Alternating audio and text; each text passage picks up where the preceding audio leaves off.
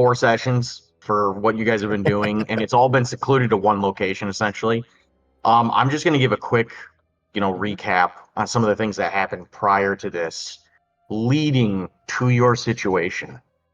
Um, so when you had been fleeing from the beginning of when you had entered into the outskirts, you had lost Hunter Bagley in this cannibal village that had gone about, mobbing him and the rest of you. And unfortunately, Bagley had not escaped while the rest of you had. And in this journey moving forward, some of the prominent things that you had encountered was a group of vultures that had been literally lingering above you, and you'd cleverly gone about escaping them. Gendry had been the guinea pig effectively for a encounter involving a strange mirror and a never-ending set of stairs that seemingly had trapped you in place. And you had noticed something very strange happen to Gendry during this, whatever had occurred.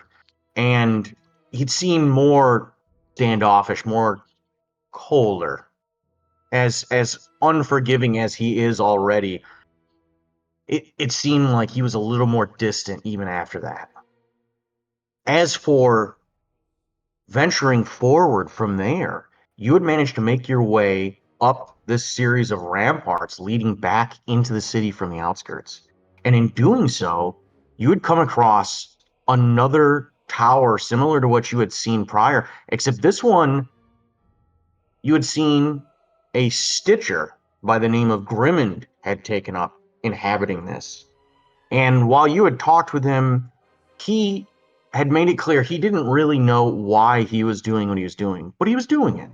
He felt like he was accomplishing something. He felt like he was actually helping the situation in a way. And you had questioned him at every step with this. And after some, wow, resting periods and discussion of exactly what you were going to do moving forward, you had asked him, how he planned, how he had gotten around the city and what he had encountered when he had been there. And you had specifically brought up the nobles, these, multiple figures who had taken up residence in the city and were ruling over certain districts. Now, your understanding is that this fabled figure, the Marquess, is somehow, over residing in terms of power, at least over the Arboretum. And you aren't entirely sure who she is or what's happened with her to a point where it's effectively a mystery. You really don't know anything, but you do know that none of these figures are, good natured from what you can tell. You have this terrible feeling, in the pits of your stomachs that this is not going to be anything pleasant. You haven't had any really, pleasant experiences since you've been here. And with that in mind, you had become aware of the presence of the acolytes of the bitter flesh, who had made themselves at home within the arboretum somehow. And you aren't entirely sure, if their presence is, peaceful, we'll say. But you do know that they come to Grimmond and they do trade. And with that, that had led you down to going to the Soul Forge beneath Grimmond's tower and going into this cavern and getting to the bottom of this. Now, once you had completed all of this and you had finally made your way away, you had rested and renewed in a way. Some of you, your souls forever changed from what happened in the forge. You made your way above, and in doing so, you're back to the entrance of the Arboretum, standing outside of Grimmond's tower. That is effectively where we've left off. You know that there are adjoining districts to this one, specifically the docks, and you know that beyond this, this heads into an upper section of closer to the castle. However, you have to navigate your way through the Arboretum in this level first. As you pass twisted branches on the ramparts and go past the tower from Grimmond, you can see all of these torturous implements that were used for impaling the undying, these gnarled roots that they were propped onto. And you can still see some of them flailing even now. A truly devious thing to do to the undying. They can't ever die, so you have these figures who are effectively being impaled indefinitely and unable to move, unable to escape this torture. And as the air, I'm sorry, as you move forward, making your way into the Arboretum, the air changes. It shifts from this dry and, the dusty outskirts to something heavier, almost humid. And a short distance into this, it's almost like a switch, night and day. You see as you walk forward and note that the rain has begun to come down, a drizzle of sorts. Yet as you look behind you, staring back at Grimmon's tower, you can see it's not raining there. There's something very off immediately that you pick up upon this. And we'll get into it here in a second. But does anybody else have anything to add before we move any further forward? So it's just I'm good. raining in one specific spot. Sorry, go ahead, Lucy. Oh, no, it's cool. So the Arboretum is not part of Grimmon's tower. It's or is it part of his tower? And we're outside. No. You guys are outside of the tower and moving into the Arboretum. Gotcha. Oh, I didn't know we left. Oh my gosh, I've got so many spells now. I feel so happy. That was Cody. He just wanted to contribute there. I did, sorry. That's all, that he was like. That's all. Ooh, You just see Timber very fancy. giddy. Oh, you know what? Hey, Lucy, if you want to see what we're seeing. Oh my gosh, I'm struggling. Should I bring Alright. back Lester Restoration? Perfect. Perfect. Oh, Did we lose Darklight. somebody? No. Oh, okay. So as you're... Oh, go ahead. I was just, Lucy, if you want to see the picture of what we're looking at, I'm streaming. Oh, Kyle, do I need to change my Discord. picture or is mine still good? You're still good. Okay, cool. As you've made your way forward, you can smell a tinge of rot. And ahead of you lies this strange promenade. And it might once have been a cultivated marvel, but that's no longer the case. You can see stone buildings are flanking this central road that you stare down now. And you can tell that their surfaces were once graced with flora of some kind. And there's a gratuitous amount of planters, stone planters, practically everywhere you look. However, now you can see a series of flesh-like growths that are growing all around you, everywhere you look. The planters lining this cobbled street are, for what you could only presume were decorative flowers at one point, and shrubs, and now they contain something else entirely. As you look in any direction, you can see these raw-looking masses that stretch in everywhere you look. They're growing wherever they can. The road itself is cracked, but there's nothing stopping you from moving forward, only trying to move forward through this tissue, this encroaching, disgusting growths. And you can see some water or a mixture of it and something else has taken up residence in the roads. in large puddles. And there's once elegant wrought iron benches that are overgrown with these tendrils, and you can see where decaying furniture also has it overtaking. It's over the sides of buildings. It's on the interior of buildings. It's literally a cancer growing wherever it can. There's no insects buzzing. There's no birds singing. And the only sound you can hear is the patter of rain.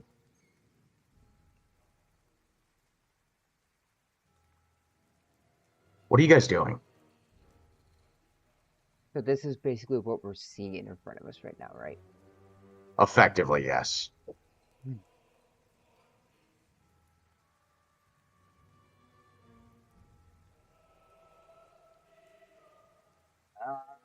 I with Timber being as aware of his surroundings as he Yeah. is, I'm gonna do a oh goodness gracious. We have no real direction on where we're going other than just we need to get through this place, right? So you basically didn't really walk into this with a plan. Yeah. You guys were like, we're going this way, and you showed up at this place, and you know very, very little.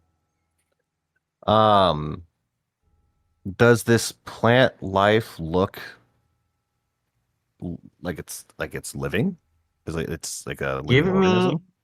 Give me a knowledge nature check. You know what's super funny about this? I'm a ranger, and I'm not proficient in nature. Wow, what a scrub. Tell me about it. Oh no. No. What's funny is I'm actually knowledge in nature. What does my 5 give me, Miles?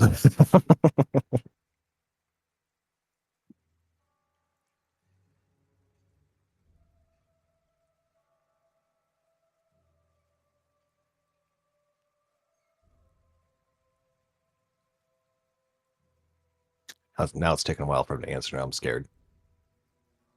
He's slowly killing us. Maybe. I'm waiting for the. Do you touch it? Yes.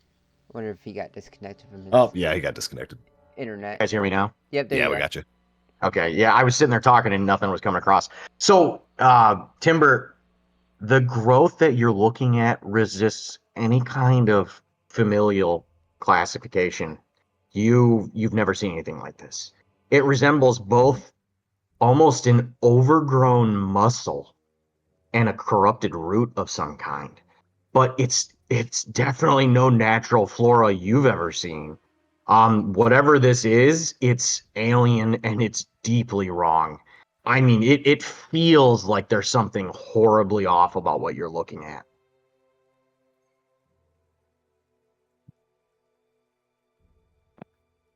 Okay. All right, Timber will just yeah, I don't know what the hell this is. It's just it don't sit right with me. Can I go have a look at it as well? Sure, Go ahead, make a roll. ahead.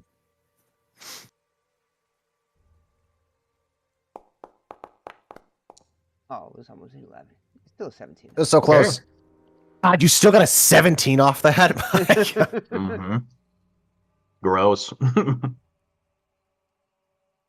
It's like my perception checks. Mm-hmm.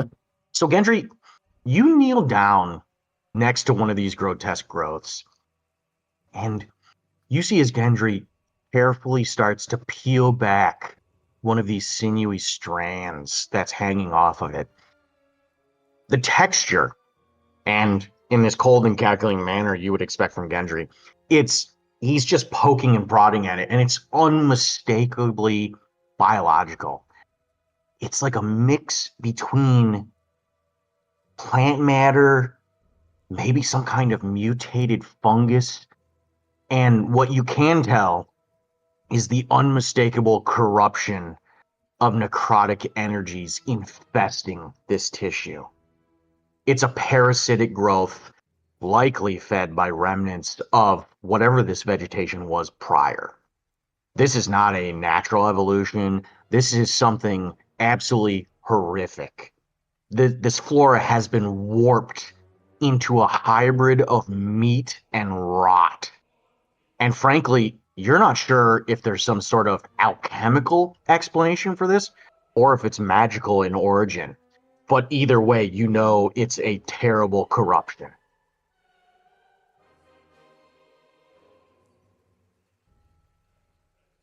I will relay that. Okay. I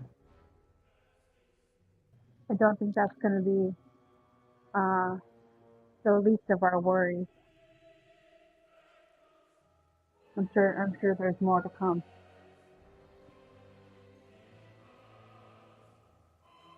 Yes, more than yeah, more than likely. Can I look up? Like what when you look up, what is it? What's above us?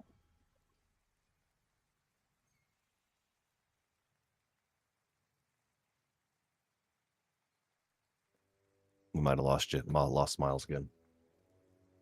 No, not Miles. He's too young. I don't know what this whole I think what's killing me is I can hear you guys, but for some reason it's not relaying my voice, and I don't know what the hell's going on there. I might have to literally do Discord on my phone. Dude, I've done that many a times back in the day. I think I'm going to, and this is the problem with having, unfortunately, shitty hotel internet, because you never know Yeah. what you're gonna get. I mean, it definitely has come a long way, but it's still not great. Life is like a box of Yeah. chocolates. You never know what You you're guys hear gonna me? get. Yeah, you're good. Okay. It's okay, guys. I know I'm funny. Yep. I'm just all right. Here we go. How is the voice call quality okay? Yeah, you're good. Yeah. I mean, yeah, we can hear you. You're pretty clear. Okay. What this kid do? All right. Excellent. You don't have that gusto tone anymore, but let me see if I can make it work. All right, I didn't know what the voice quality kind of difference was gonna be, but we'll see. they're both honestly fine, man. I gotcha. But regardless, as you're looking up, what you can see is that the surrounding districts are, the outskirts behind you, which lead back over the walls. And then in front of you, you can see as you stare further off to the northeast, the east, and the southeast, is the next elevated tier of the city that continually expands upwards. However, to the south of you, from where you were standing where Grimmon's Tower was prior, you were overlooking the balcony there, looking down into the docks. And while you can no longer see that, you know that somewhere to the south of you on this promenade is the docks. There's got to be a way down there somewhere from here. What would you guys like to do? Is it this rain? Is it a heavy rain? It's more like almost like a spring rain, where it's a constant and steady amount. It's not anything heavy to a point where it's overbearing. You can see where the water sometimes is draining off into, what is effectively a sewer of kinds, but the rain itself doesn't seem to be stopping. Okay.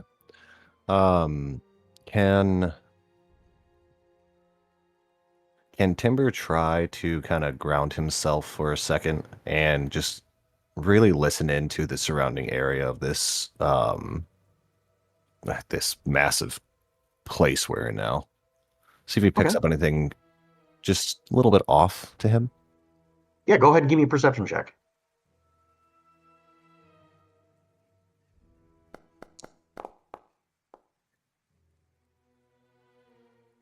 Okay. So Timber, everyone else is still in the midst of this discussion with Gendry over what he's discovered. And you take a step back and you look around and you can see these disgusting pustules of growth all around you. And instead, you try to focus your attention on what you can hear. And closing your eyes and listening, you don't hear anything but the rain. And whatever's happening in this district, whatever's going on, it's quiet. Quiet. Yeah. Too quiet. I was waiting for that. With the activity that we have experienced through this city thus far, this would seem off to Timber, or would this seem relatively on base with what we've experienced? So, when you were in the city, and when specifically you were in near the village and, the homes that were on the interior of the city, you had heard some sounds every now and then, but it was, part of buildings collapsing or, the sound of chains clinking or moans from the undying. Here, there's none of that. None of that exists here. It's just the quiet sound of rain. Um, w- learning somewhat of the details of the different districts and areas, do we get a sense of what districts we may be like currently in right now?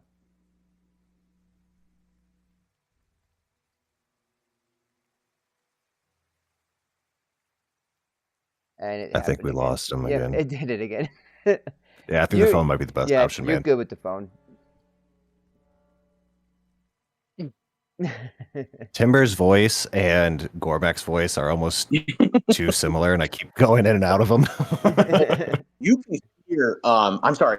As for Gendry, undoubtedly that you are in fact approaching the Arboretum, and even from what Arboretum, you've been okay. told from Grimmond, that the only real sanctuary that you've experienced the entire time you've been in this city is your encounters with the Stitchers.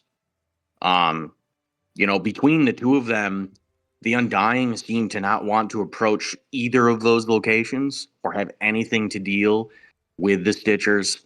But when you were in the other sections of city, they were incredibly dangerous. Given a moment's notice, Hunter Bagley had been essentially abducted to be taken off to, the Baron and eaten bit by bit. And when you had rescued him, obviously it had led to the entire debacle with the village on the outskirts. Um, that said, everything here is dangerous. In all of your training from each of you, with each individual order that you're a part of, they've prepared you for these moments when you enter the city to always be on guard and always assume the worst. While it might seem relatively inactive here, there's something clawing at the back of your mind telling you something's wrong. You just don't know what. Timber will also pass the information on about how it is unnaturally quiet in this area. Hold on. Okay. This art reminds me so much of Elden Ring. I love it. Can I? Perfect. Hearing that, how far away are we from like how large is the opening that we're in? Like how far is it from like building to building? So I'm sorry. You say how far from what building? Like just like the road. Like how wide is the road? Or like The road itself that you're currently standing on, it's a very large promenade, effectively. I mean, it might be 25, 30 feet wide.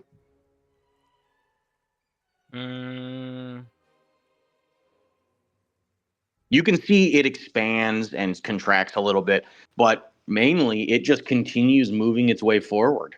You could genuinely continue along this, you think, for quite some distance at least, and give you the ability to at least look around and see things. Trying to debate if I should pop a divine sense or not.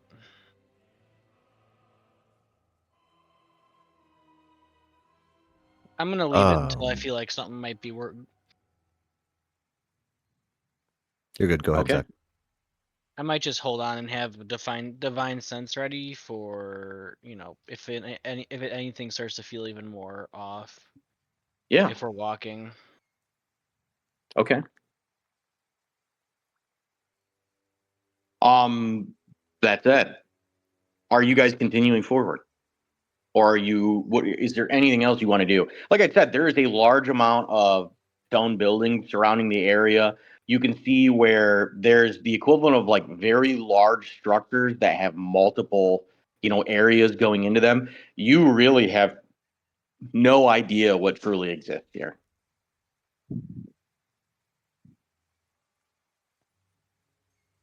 You can see evidence of old homes, possibly maybe businesses here and there, but time has decayed what's here. And whatever these growths are have made it even worse. Does it look like the growths are just all encompassing, or does it seem like there is some sort of direction they're coming from? They look like they're just attaching themselves anywhere they can possibly grow. Gross. Kimber, as you get closer to one of them, you can see it. It almost seems to be at home in the rain. You can see these slimy tendrils growing off of some of these growths, and the wet nature of what's going on here doesn't seem to be affecting them. In fact, it seems to be helping them.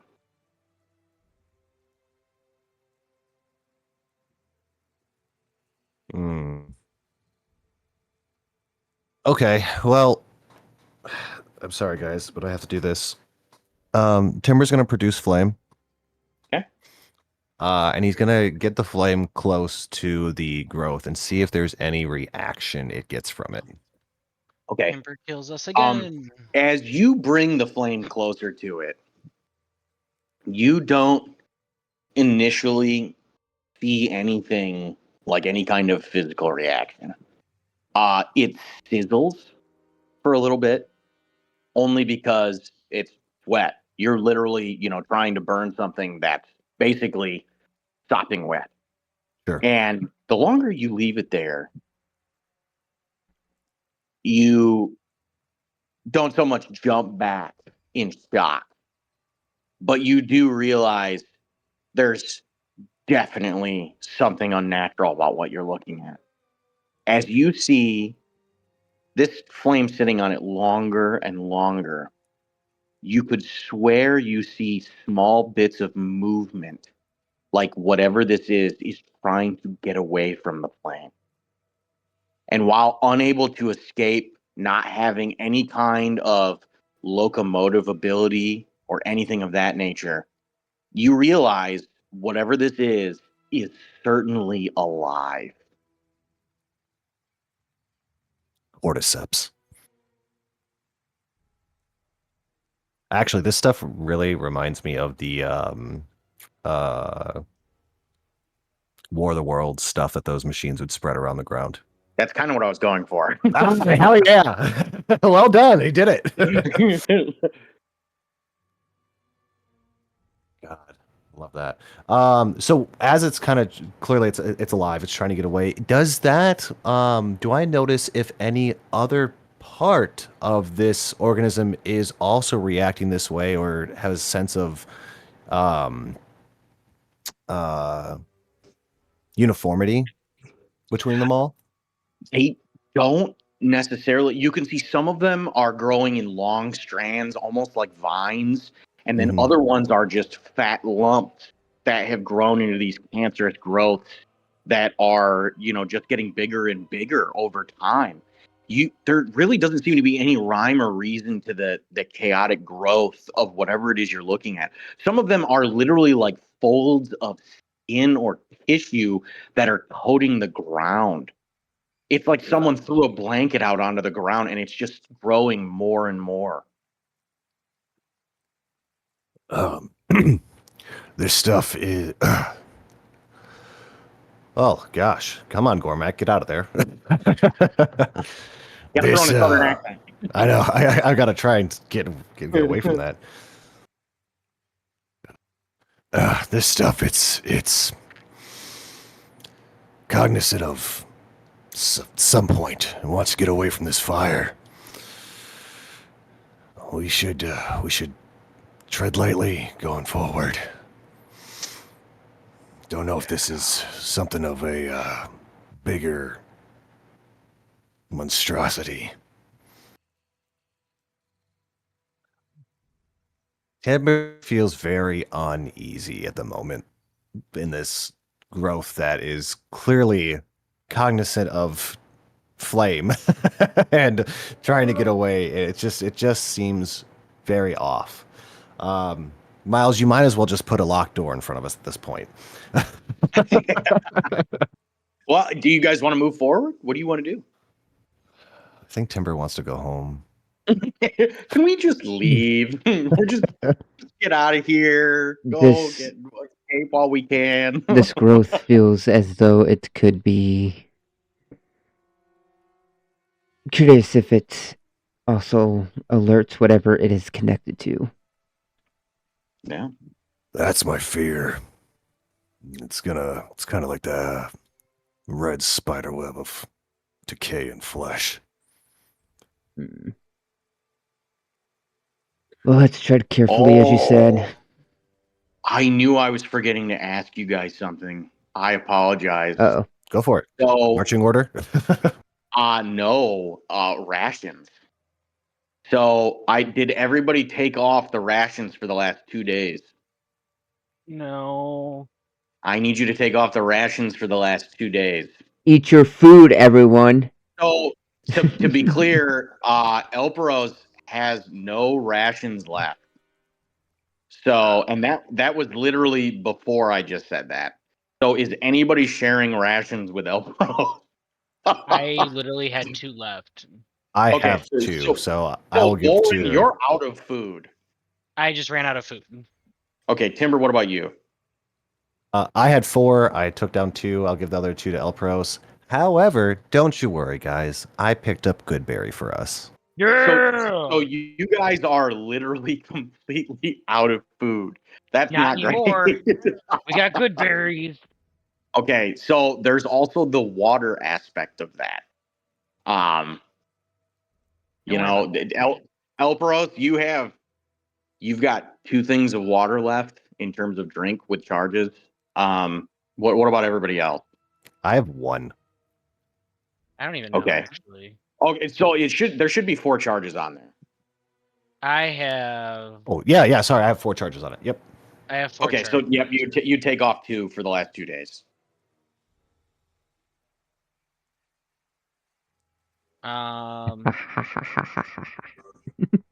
Okay.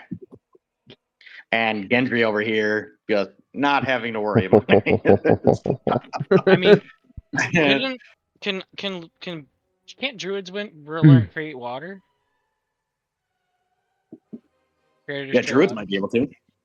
I might have that, but I don't think it's prepared. Oh. Gotcha. Okay, I you're don't our last safety net here, Lucy. Maybe it's purified. Yeah, you've got purified food and water, but So do I. Probably not. I'm looking through you have a 3rd level spell that's create food and water. Hell yeah. So you genuinely could create stuff. But you gotta burn a 3rd level spell slot every day, which sucks. Yeah. That's But great. we do need to survive. Yeah. Doesn't real quick, Goodberry burns only a 1st level spell for me, and we only need it for 1 day because it nourishes everybody for an entire day. Does that nourishment include drink? So if it says includes nourishment, that's a tricky. Yeah, I don't, because it says eating a berry restores 1 HP, and the berry provides enough nourishment to sustain a creature for 1 day. I would say that would be caloric intake. I would not say that's water. Okay. What if we start drinking pee? You certainly could. Everybody could Well- trade it like a vintage wine. We Like, could all pee into a bucket, and then Lucy can purify it. Verify it. Look at There that. you go. Refill. It's going down a really ju- disgusting ju- route right now. Just refill your water skins as this rain's coming down right now. I literally just thought about that, Kyle. I'm like, why don't we just collect the water that's instead of pissing into a bucket? Is that so? You go ahead and give me a survival check from Timber, or anybody who's got survival. I feel like Lucy's got to have really I good do not. survival, right? Let's find out. No, not at all. You rolled a So 4 and wisdom- still got an wisdom's 11. there, but not proficient. I did. I rolled a 4 and an 11. Okay. So, Timber, this is basic survival skill. You remember, if you have the equivalent of a skin or a hide that has been, basically oiled on the interior, you can hold it out and basically funnel it into the equivalent of, hey, it just collects water, it sits on top of the surface, and then it all drains down into, a container of your choosing. You couldn't really do it with a water skin, but you could do it with like a bucket or something larger, so to speak. We Does can use anybody the piss have? bucket. We'll say somebody picked up a piss bucket somewhere. No. Does anybody have something of that nature, like that kind of a tool? I got leathers workers tools, and I'll then say- I also I I'll say have you make something. I have Um, Tinker's go ahead. tools. You know what? Give me a roll from both of you, I have a toe. and we'll call this basically creating something into the future that you can utilize. okay. Okay, so between the two of you, Timber, you proposed this idea with basically taking this hide and just fashioning it into something that can drain off. And Gendry, you quickly cobble together, some things on your end, and you create the equivalent of just a small device mixed, that holds the leather in place, the hide, and you can see as it funnels off into this small container.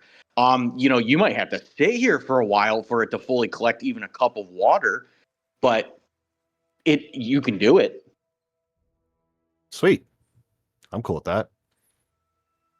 Is it what is it, like 1 hour per cup, or are you thinking like 30 minutes per cup? I don't know if you want to get that meticulous. You want to just wait a little bit and see what happens? I think we're very comfortable waiting right now. Okay, so you wait around for a little bit, and you realize something's wrong. Timber, just looking into the cup that's begun to collect this water, you can see there's almost a red tinge to it. Damn it. Mm-hmm. Makes sense of why it's only raining here.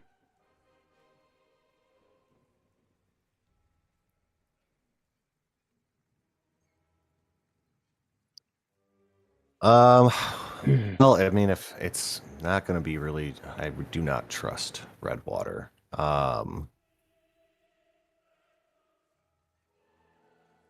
Okay.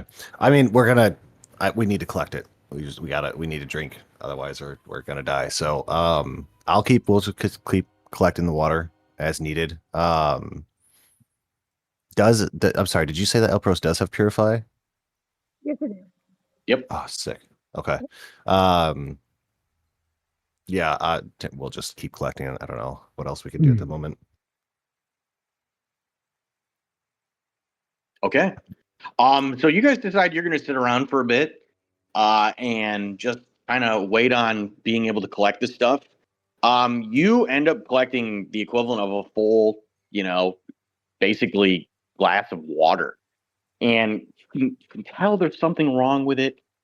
It's the longer you look at it, there's nothing floating in it. There's nothing like that, but you can tell even by smell, there's almost a smell of iron Is it blood? coming off.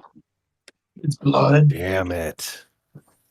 Right. I gotta go pick up Lucy. I gotta hike to our car because they were paving our fucking. Oh no! Good luck. Oh, that's not great. I decided that we needed groceries, and I decided, oh, I'll just do a delivery instead of going and picking it up. And I had to go walk my ass over towards the other side of the parking lot to pick it up. It was so stupid. Jeez. Oh, that's not great. That's a rough one. Okay. Well, we got a cup of water, which is enough to restore someone's water skin if anyone's empty. So this leather thing, is there any way I could just like attach this to the back of my backpack so that I can kind of keep funneling And water I'm in? actually in the process of creating something for you. Sick. Awesome. Yeah. That's great. So I feel like if anyone's going to be out in the rain, it's going to be Timber.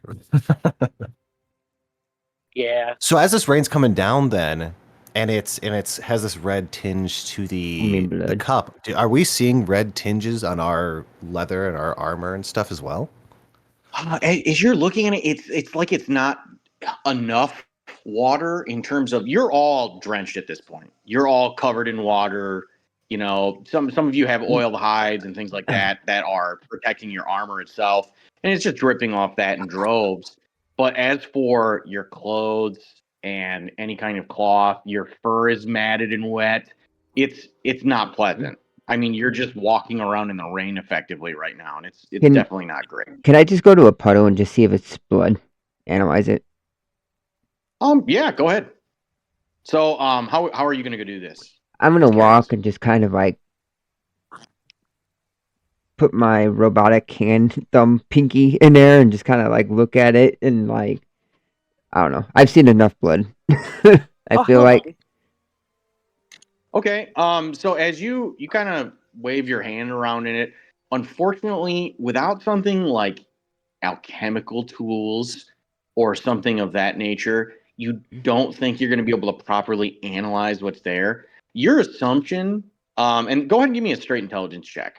all right. Let's look at my items really quick to see if I had anything that. I taste it. All right. Straight intelligence. Let's see. Oh, gosh.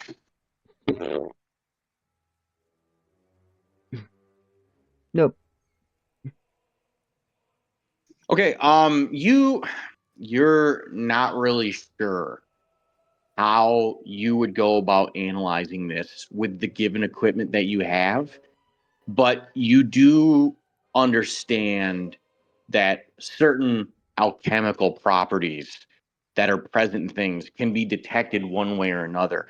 The perfect example would be you've seen iron runoff before, and that iron runoff, you know, it sometimes it has a tendency of looking very red, and looking at this, it's very similar in nature. Mm-hmm. There doesn't seem to be any kind of real difference among things.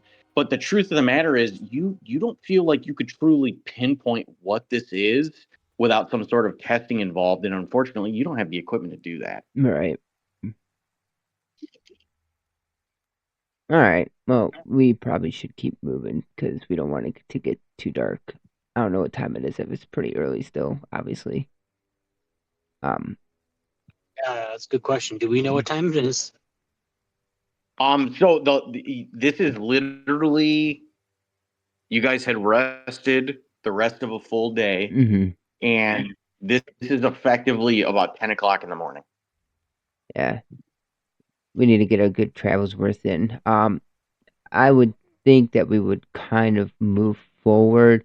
I may peek in here and there on some of these like opened windows if there are any, just to Okay. see if I spot anything or notice anything hiding within or movement or anything. As you're sitting there in the process of waiting on this water to collect in the inside of this bucket-like creation that you guys have made, you can see that the interior of businesses and homes are all covered on the interior with these growths. There's some dead spots, so to speak, and by dead I mean they're exempt from what we're talking about here, but they're few and far between. These growths seem to be just everywhere.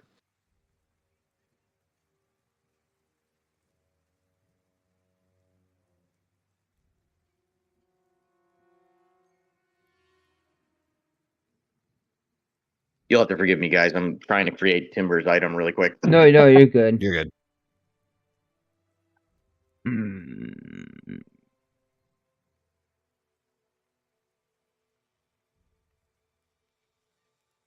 And then once that item is created, I would suggest we keep on moving.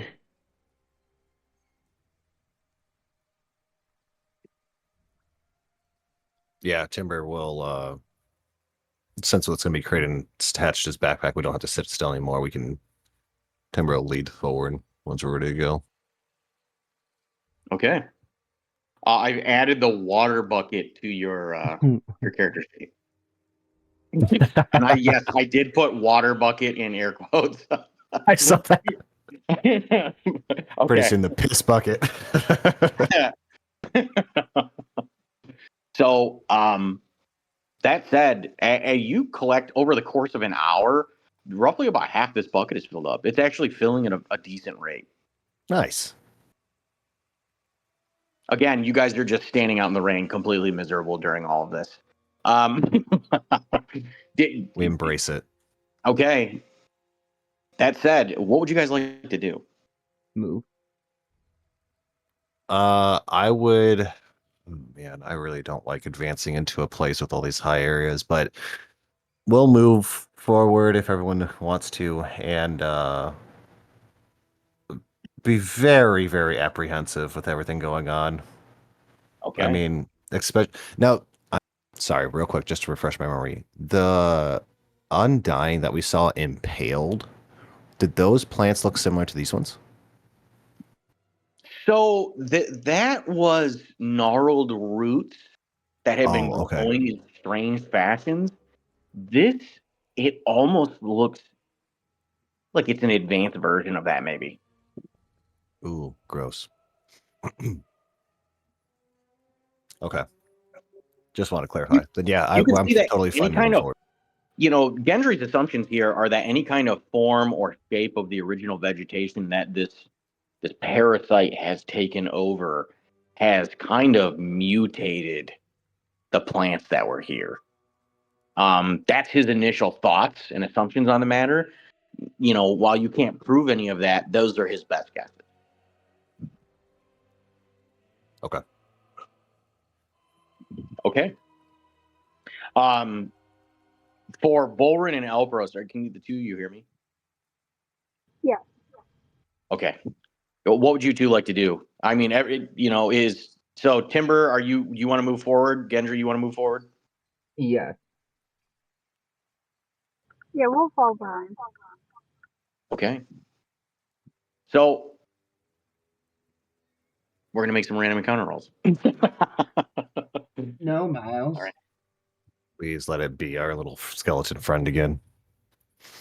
You wouldn't believe it. It's Click Clack. He found us with his toe. Click Clack is That back. son of a bitch. I've got some things to trade for him now.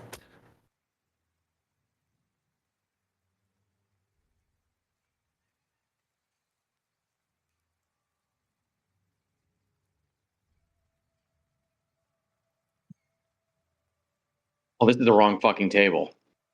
Oh my god. I'm sorry, guys. Are you? Sort of. Kind of, maybe. I was on the baby table. Now I'm gonna go to the nightmare table.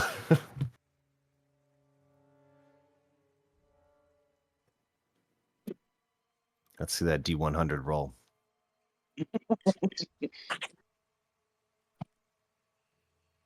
Hold on. There it goes. Okay. Now I got it.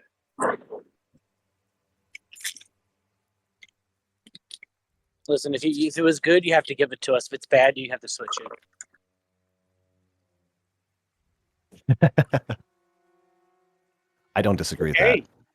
So as you're wandering around and you're following this promenade, after a couple hours, you run into something very strange.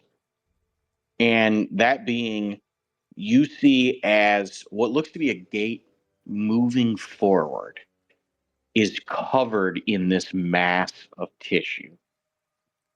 And frankly, Like, you're not entirely sure how this came to be like this, but you can see that these massive growths have effectively filled the interior of where the gate once had an open space. And now there's a mass of this substance, whatever this thing is, this mass of flesh has taken up residence and is now blocking the gate moving forward. Now, as you're looking at this, you realize you could possibly go around this in the form of climbing over it. There is a large amount of these tendrils growing along the side of the wall here that have expanded out from the gate. And in addition to that, the surrounding buildings seem to be heavier in growth here. Did you guys want to move around this physically and try and find another route, or do something else here? So it's a gate that's covered in this stuff. More like the interior of the gate where you could have once passed through is now filled with a mass of this, Oh, okay. flesh vegetation mixture.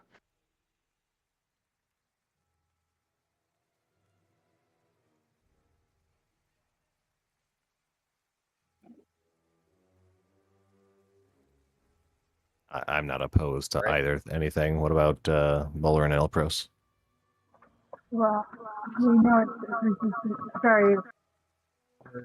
We know that it's resistant to fire. We could try using the flame.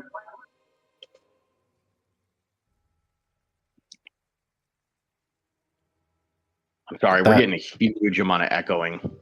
Yeah, I think I heard flame. And if you're saying flame, I know what to do. Unless you said sacred flame. Yeah. Yes. Yeah. That's what I was trying to do. Oh, you're so clear now. Oh, because I'm using Zach's phone. Oh. Oh, God. It smells really good in here. Anyway. Thanks. It's Timber's musk. Kind of like wet dog. Yeah. So, like, if it's resistant to flame, I wonder if we could deter it off. Timber kind of points to the pustule growth of this red stuff. Be my guest. All right. Elpros, as you go about incanting and this prayer to Cadwin, you summon forth this mystical flame. And in doing so, you see as it sizzles and pops along, the surface of this flesh-like substance, whatever this growth is. And while you can visibly see that you're harming whatever is growing here, you're not reducing it in size. All you're doing is managing to tar what's here. You might be able to physically, cut through it, but you don't think that flame is going to solve anything here, especially with the fact that it's just getting wetter and wetter as the rain comes down on it.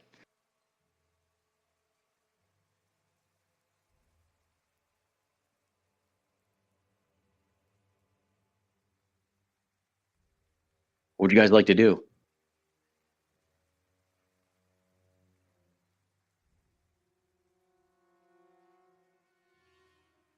Ulrin, would you like to take a swing at this?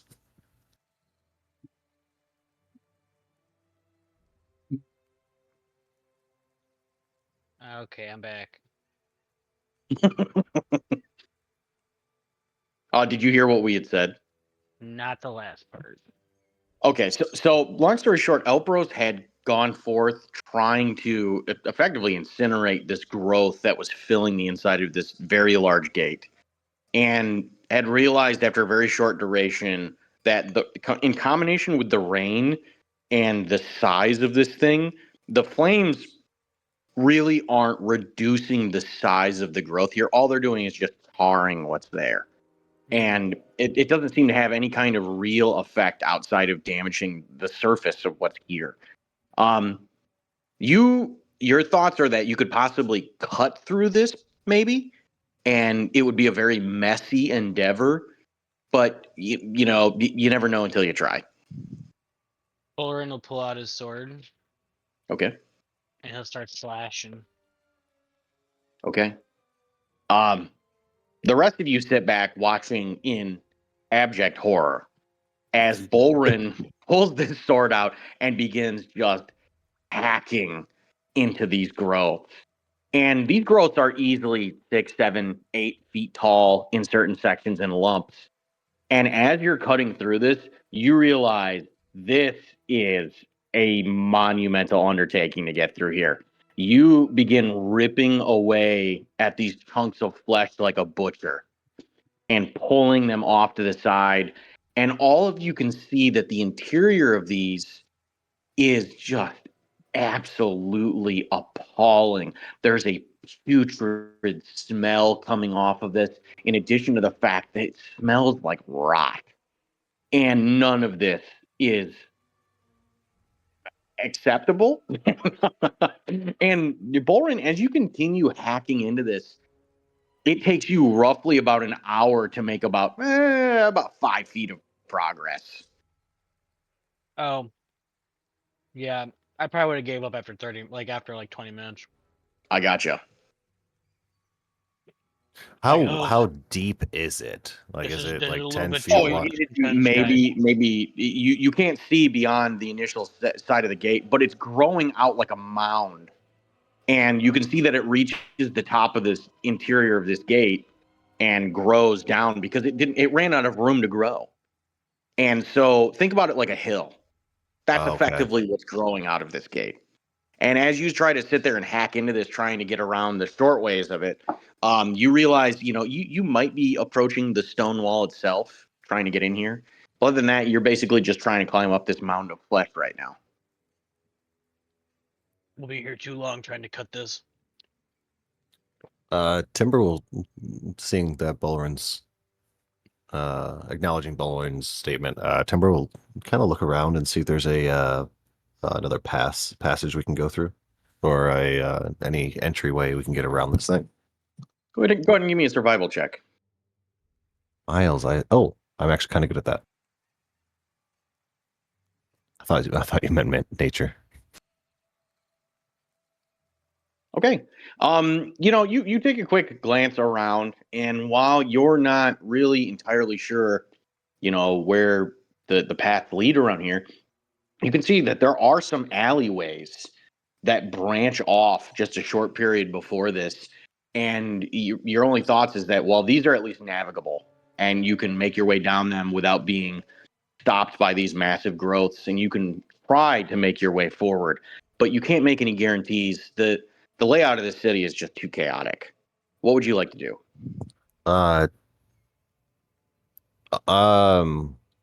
There's some passageways this way.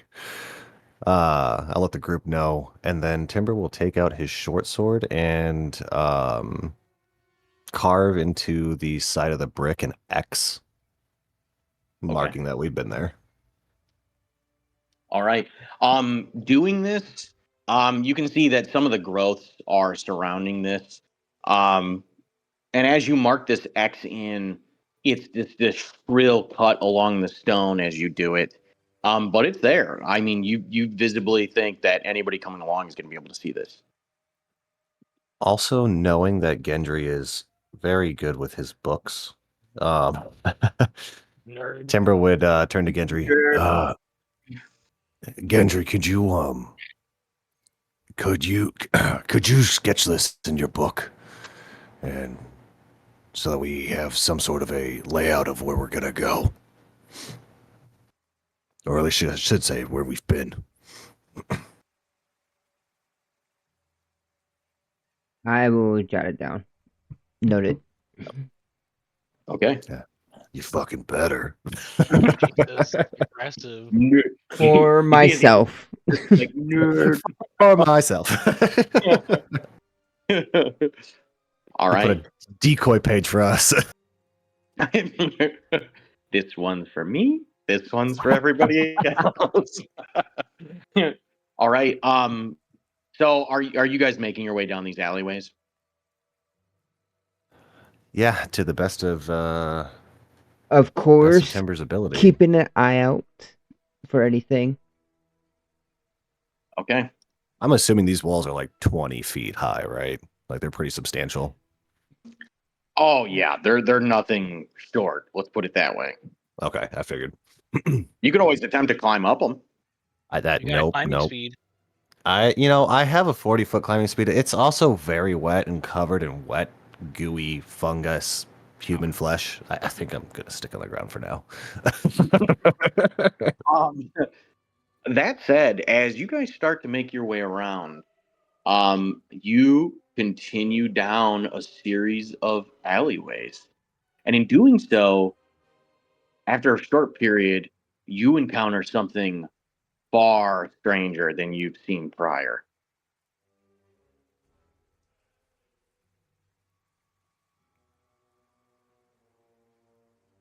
As you go about doing this, over the course of almost 2 hours, Oh no. you begin navigating what seems like endless paths going throughout this section of the Arboretum, or at least whatever's leading up to it.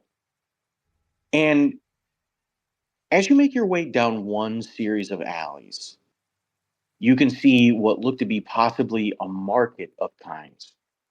And something very odd has happened here. The moment you reach this opening into this market area, you can see that arches have been used in the past in order to hold stalls and things of that nature. However, they now hold something different entirely. And you can see these massive growths similar to what else you've seen so far on the promenade that have expanded into something much larger in terms of growth. Go ahead and give me an active perception check from everyone. Can I do divine sense? You can. I Okay. think I have a good stuff. Just reload it. Oh, keep So, reloading. As you, I'll read. Oh, not great. I got a 1, but it's still 11. It's still an 11. Yeah. Wow. That's nutty. That's ridiculous. You still just beat me. Just for posterity's sake, or sake, Miles, Timber would probably mark an X every about 20 feet that we would travel as well. All right, you're just doing a quick cut into the stone, or are you doing chalk? Or chalk would just run off from the wetness, but no, I would do kind of a substantial X. I want to, I wouldn't take no more than maybe 30 seconds to do it, but I mean something that's substantial enough to where it's engraved in the stone. Gotcha. As everyone looks, oh, I'm sorry, I didn't see a perception check from Elperos. Helps on the debt. Lucy is getting caught in the green. Oh no, she just got it. Never mind. Okay, perfect. Yay. She was stuck in the death screen for a second. Hey, welcome to the club. Welcome back.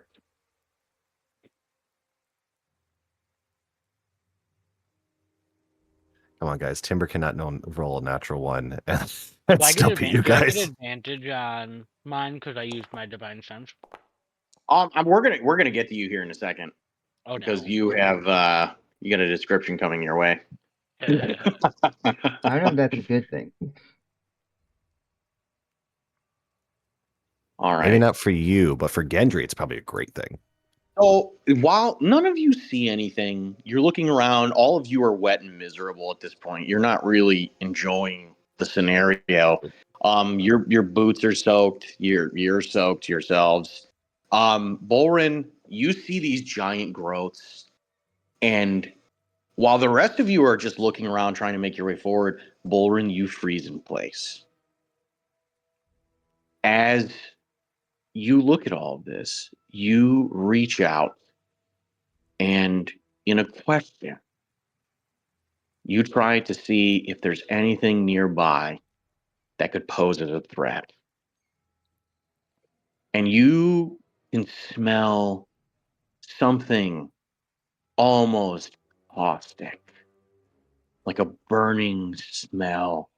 And in your training, in everything that you've ever been a part of, you were nuanced as part of your order to be able to identify certain smells and feelings with exactly, what was actually present, what dangers were just around the corner.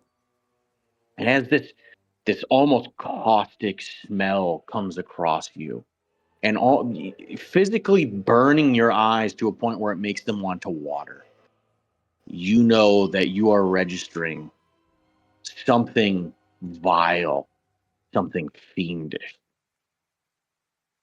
Something And fiendish. as you look at the surrounding alcoves between these arches, all you're sensing everywhere you look, on the ground, on the walls, in the alcoves, everywhere around you is a fiendish presence. Like, so, did I get the exact location? Is it the lumps, or is it literally just the entire area? It's everything coating the surfaces in terms of these growths. Plus the The, growths. all of them. The lumps in the alcoves, the things, the lumps of mass of flesh, the tendrils growing on the walls, the what's growing on the ground, what's growing inside the buildings, all of it is registering as fiendish.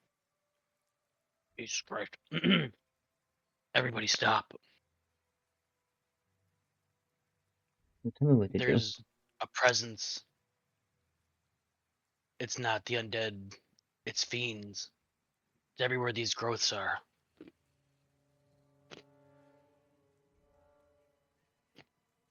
What we know of the city, does the fiend sound weird as shit?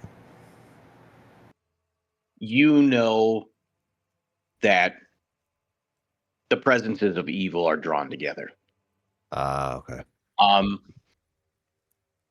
Aside from, the undying being a constant presence in this city, you've heard tales of other, you know, groupings that have taken advantage of the situation as a whole.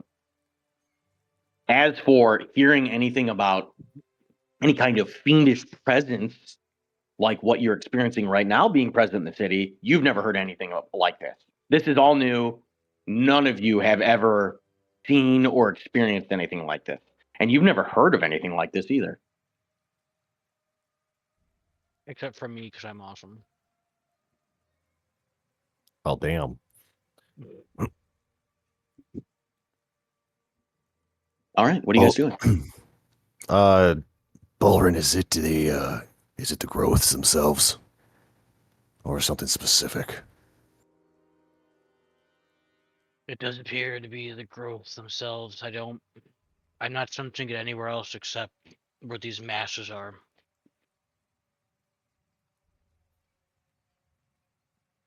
And other than the masses being on these alcoves to the left and the right, it's basically a straight shot forward. Yes, and you can see that, these alleyways are just a winding maze. You just happen upon this place by pure chance.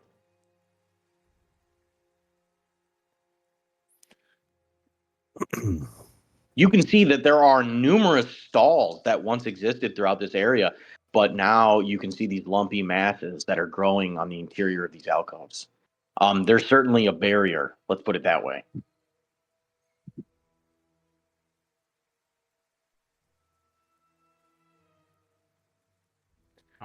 Can I spend some time? Man, I really don't want to touch these growths, but can I spend some time looking through these different stall areas? Do you want to look or move stuff around? Because there's a very big difference. Yeah, I know, Miles. Just want to make sure we're on the same page. What would I'll look what would- around. Okay, what's everybody else doing during this time? How much would Borin know about the fiends? Because I mean, obviously he's trained in it, but how much would he realistically know?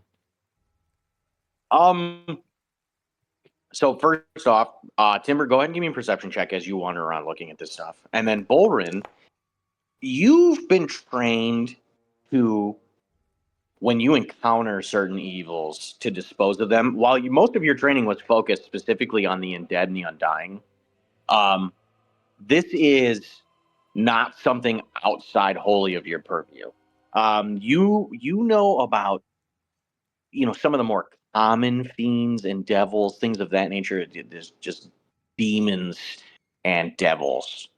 You know that in this world specifically, they're almost one and the same. They're just two different kinds of evil cut from the same cloth. And your understanding is that they exist with the sole purpose to effectively be an impediment to any kind of mortal. And while you know they aren't a direct threat like the Undying are, they're just as bad, if not worse, in certain regard. Your feelings on the matter, or your overall arching goal, is obviously focused on the Undying. But Yeah. any kind of elimination of fiends or anything of that nature on the side, probably not a bad idea. Makes It's just as bad for mortal. Okay.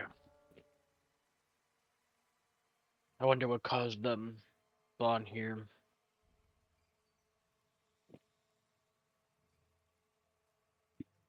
Okay. And Elpros, what are you doing during this time? I'm trying to figure out what I can do to help at the moment. Kill. You mean what? Also, I'm trying to figure out. But, I'm not. I'd be looking around, seeing if there's anything that I can discern, that like a pathway of some sort, or just trying to get my bearings. Gotcha. Okay, so we'll say you walk down the alley while Timber is investigating into these alcoves. Bolrin, you're sitting there just trying to think back on certain situations, keeping an eye on things. Gendry, what are you doing during this time? We're just walking down this alley, correct? Yes, you can see that Elpros has continued forward and is trying to get a look down the alleyway to see where else this leads to. And everyone else is going about doing their own thing right now. I'd probably continue forward. Okay, so you basically go with Elpros. Okay, so the two of you continue forward. Timber, as you begin looking into these alcoves, it doesn't strike you immediately, but you do see it.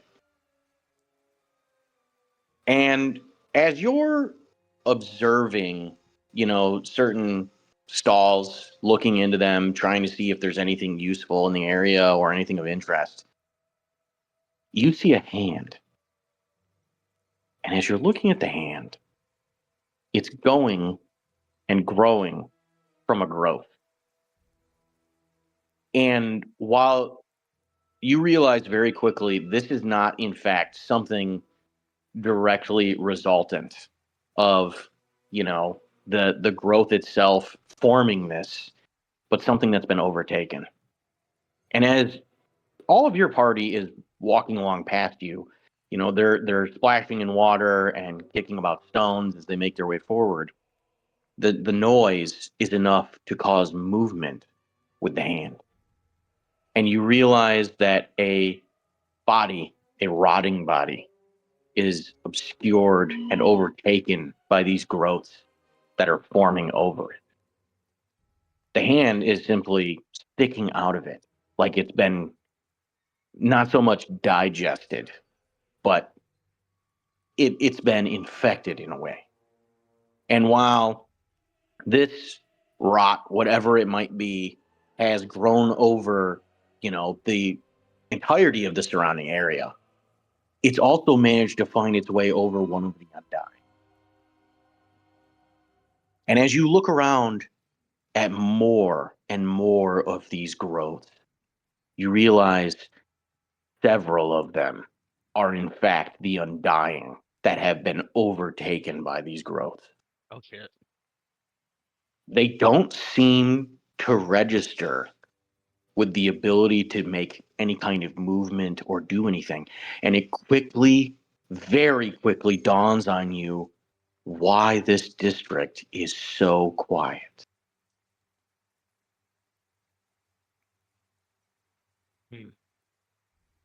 And the Undying, if I remember correctly, they tend to still be relatively active. Specifically, the mindless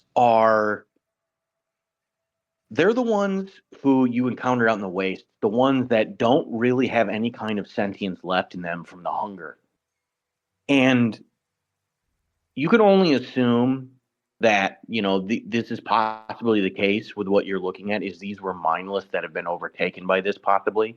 They could have been sentient, but you highly doubt, any sentient being would ever let themselves get subjected to whatever this is unless it was forced upon them. Yeah. And looking at this, the random spots where, these have occurred, you think that these Undying have possibly been here for a great deal of time, or maybe a short period of time. One or the other. It's in between. This is either an explosive growth or something that's been here for a very long time. Yeah, that's what I'm And trying to discern. as you look over some other of these lumps in the area, you realize it's not just humanoids. You can see the remnants of animals like rats and a slew of other things that have been just consumed by these growths. And again, you know why. It's very quiet. And more is beginning to register with you. Why would the acolytes of the bitter flesh be inhabiting this district? Well, there seems to be some sort of relative safety with whatever these growths are that are taking over the undying in a way and consuming them. However, and whatever this is, it seems to be a barrier of kinds to the undying.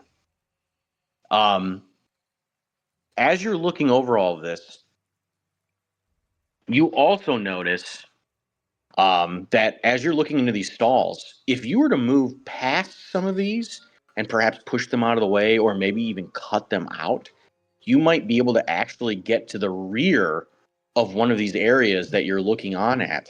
And from what you can see here, it looks like there's a stall of weapons at the rear of this alcove that you're looking into.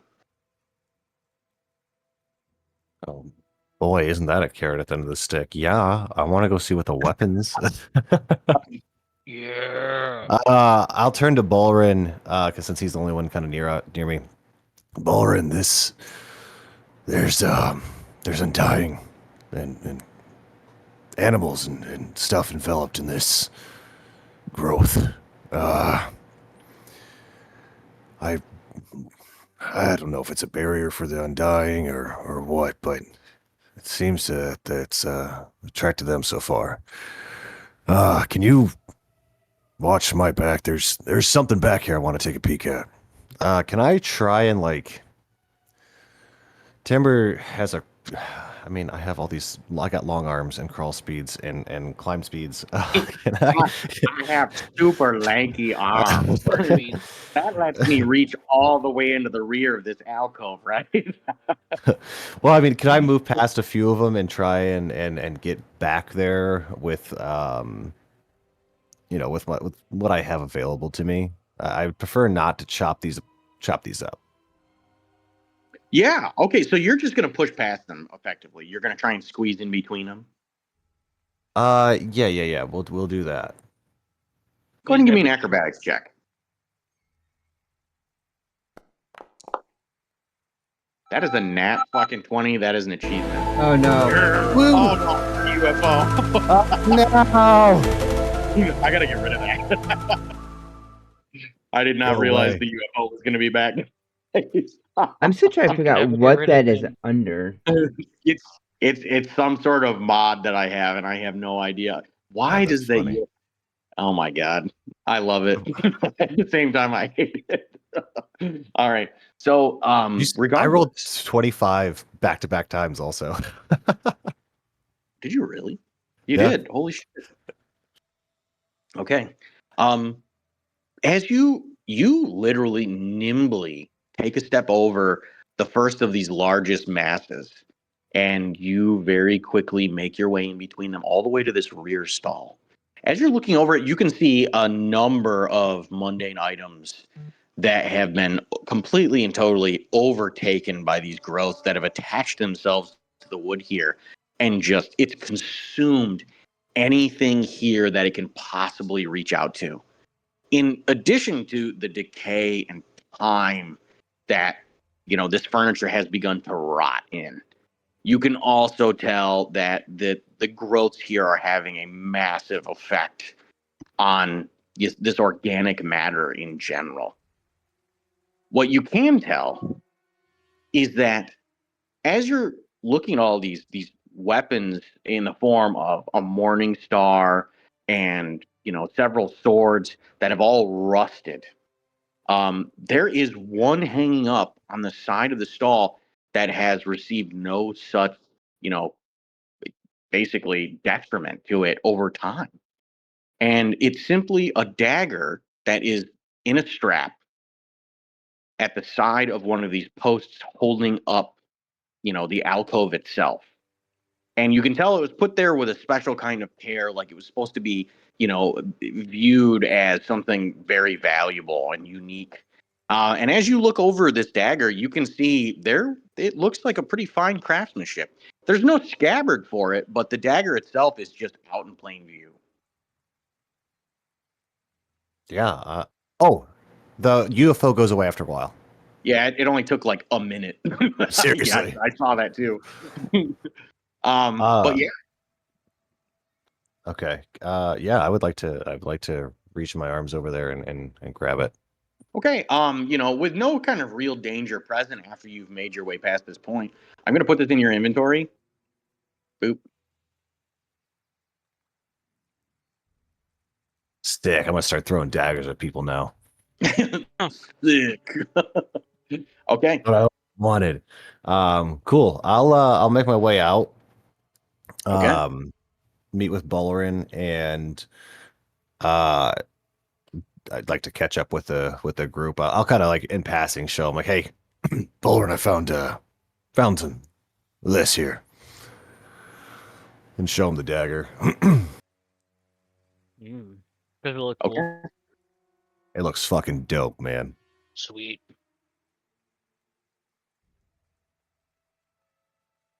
That's sick. Cool. Now I have another martial weapon that I can use as magic. Nice. Okay. That said, as you return to everybody else, you can see that Elpros and Gendry have made their way further down the alleyway. And in doing so, you continue making your way forward and trying to navigate your way through this in order to at least advance further into the Arboretum. Making my way. Okay. This is where this gets trickier.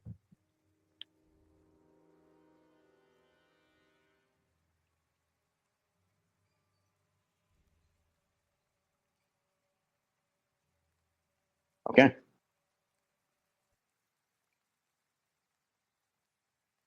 As you're making your way forward and trying desperately to make sense of this place, you can see that Gendry's taken a series of notes, trying to, make it to where you can backtrack, in addition to Timber going about marking X's into the stone all around you. Bolrin, you're the only one besides Elpros who really has their full attention focused on where exactly you're going.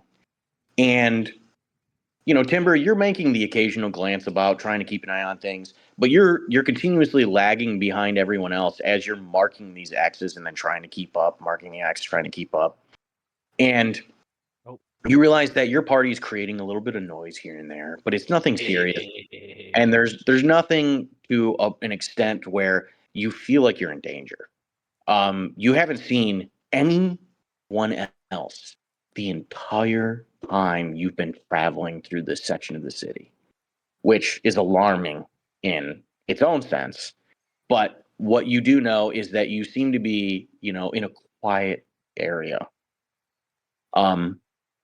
That said, with the movements you're making, you're splashing through puddles here and there, you're going about kicking rocks and rubble and debris and making your way over these masses of, hybrid plant and flesh.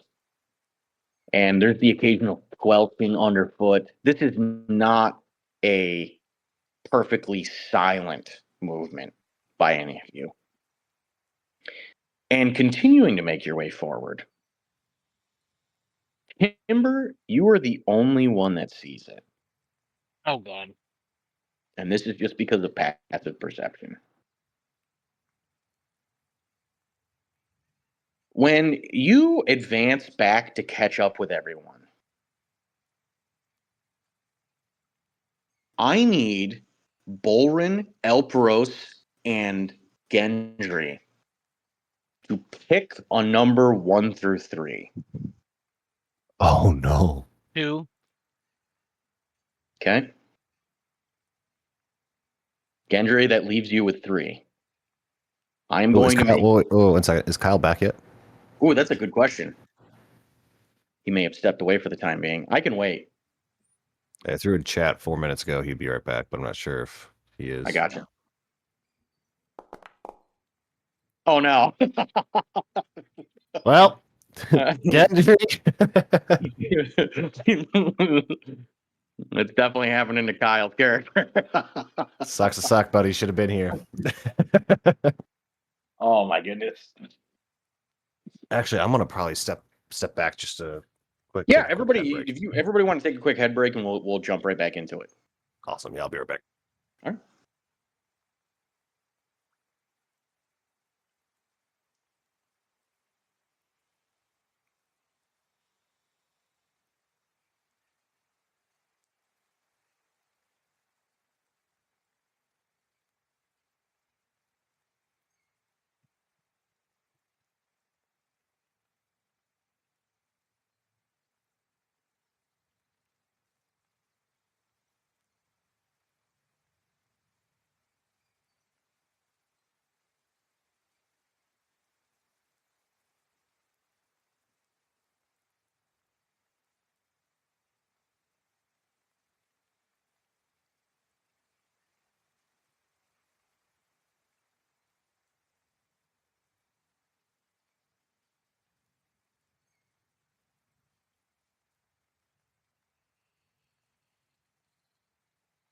Everybody step away for a second. Pretty much. Okay. A puppy appears and begins to give you Beautiful. kisses. I kill it. Oh my god. Boren stops him. All right. All right. So, for Gendry, this is what had happened. You guys had just advanced through this alley for quite some time, trying to navigate your way around. And Timber is in the process of essentially making his way back and forth, trying to go about creating X's and talking them out effectively, marking them on walls so that you can find your way back through these areas. And simultaneously, you're going about keeping notes. And unfortunately, it seems to draw your attention for far too long. While all of you are continuing along, Timber, you're getting ready to move back to your group. You're lagging behind a little bit. And as you're moving forward, you see that the puddles in front of you are deeper somehow. And you're looking and you stop just for a moment to try and process exactly what's going on. But it's already too late. You can see what looks like a shadow moving through the puddles and quickly approaching Gendry. By the time you go to say something, I'm going to give you right now the opportunity to take an action as soon as this happens to Gendry. Okay. You're watching as this shadow is racing along in the puddles. And you watch as Gendry, as soon as it approaches underfoot, falls directly down into the water. And you see as he vanishes in an instant. Oh, As for Bolrin and Elpros, who are right next to him, you see this happen, and you watch as he just falls into what looks like deep water. Okay. Cool. fuck. Gendry. The rest of you are looking on as what you can see looks to be the shadow in the water that he just fell into. And it's completely stagnant. You can't see into it, you can't see out of it, and you have no idea what happened to Gendry. And he was just standing on that puddle prior, right? He was literally standing on solid ground, is what it looked like inside this puddle. It's unmoving. It's not going anywhere. Hmm. I put my hand in. Okay. I need you to roll for an opposing athletics check. I'm pretty good at that. Hopefully, I didn't jinx myself. I was gonna say, good job. Oh, So, no. Okay. Miles, did you say I that will use Timber an had an inspiration. action? Yes, you do have an action here. I'm sorry. Uh, Sorry. I apologize, guys. Gendry gets the attempt to do an action first. You watch as okay. Gendry falls into this, and you hear the splash of water, like it's deep water. What are you doing specifically, Timber?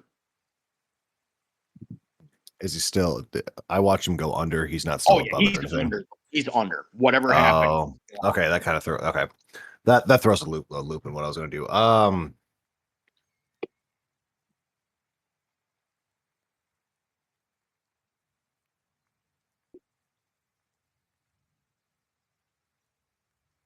Can I'm I do an looking here. inspiration to try to catch him again, or do you want me to wait till after Timber? This is all catching you guys by surprise. All right.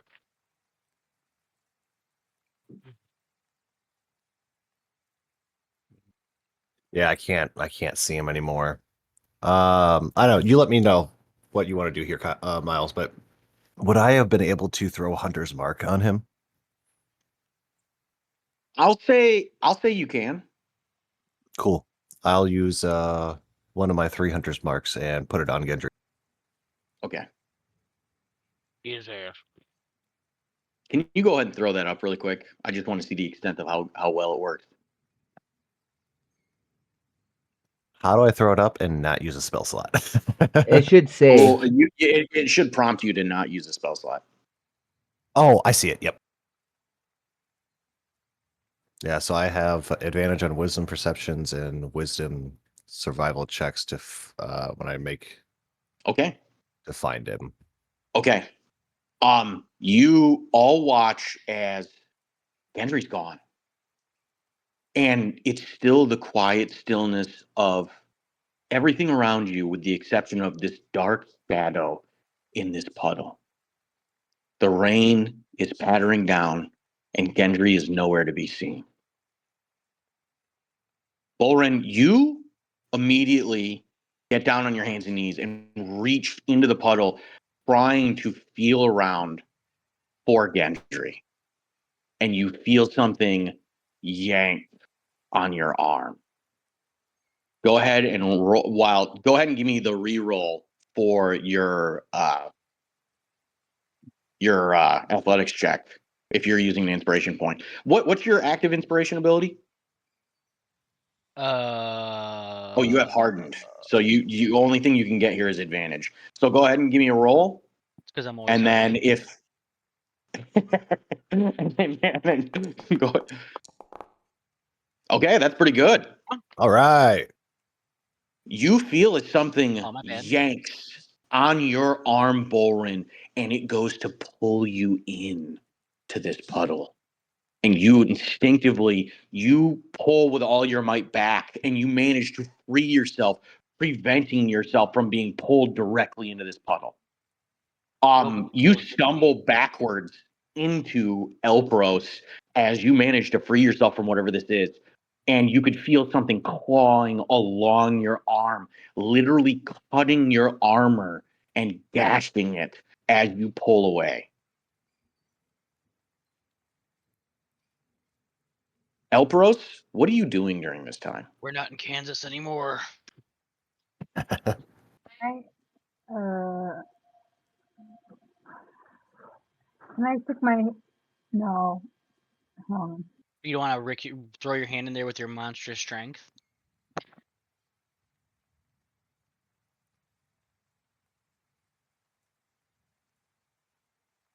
I don't know what the. You'd have to tell me what the things for that are. I think I what these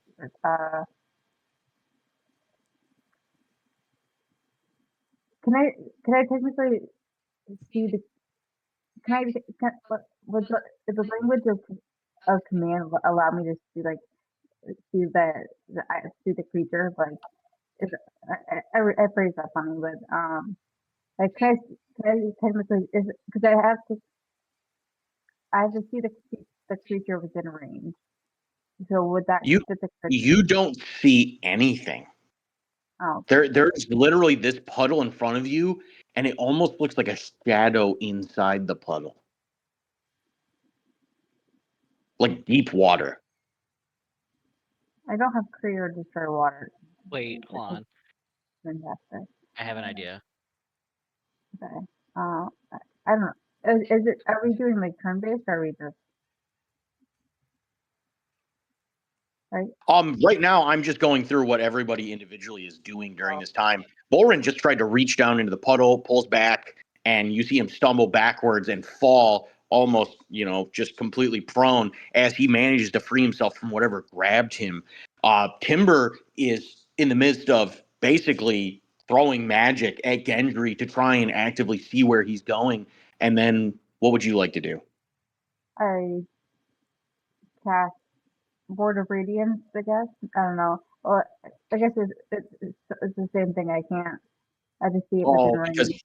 I got you. You can Uh, always hold your action to see if something else happens. yeah. I'm gonna hold my action, and then if my do I have to specify what I would do, or can I wait till? I'll say you will say your held action is dependent on something else happening with the puddle if that's what you want, and if Yeah. something else happens with the puddle, like something erupts out of the puddle or something happens, you can go about casting a spell. Okay. Okay. I didn't know if I needed to specify the spell or specify Gotcha. the No, action. I won't say you have to specify. I'll just say you hold your action to attack, kind of a thing. Such a Okay, good kitty. Gendry. Mhm. The sound of rain is suddenly gone as you make a plunge into abyssally deep water. Mhm. And your natural instinct is to try and swim upward out of some sort of mammalian reflex to get out of the water. But you realize as you start to swim upwards, there's nothing there. You can hear around you the commotion you've made in the water. However, you can't really see anything. Everything's dark, and while you have no need to breathe, you have no doubt something is moving in the water around you. Okay. So I can't believe I'm asking this. Do you have dark vision? I don't think I do. Okay, so you are No. totally blind right now. You can sense movements in the water around you, but beyond that, you're not sure what's going on. I need you to roll for initiative. All of us? Yes. Come on, big money, no whammy. Oh.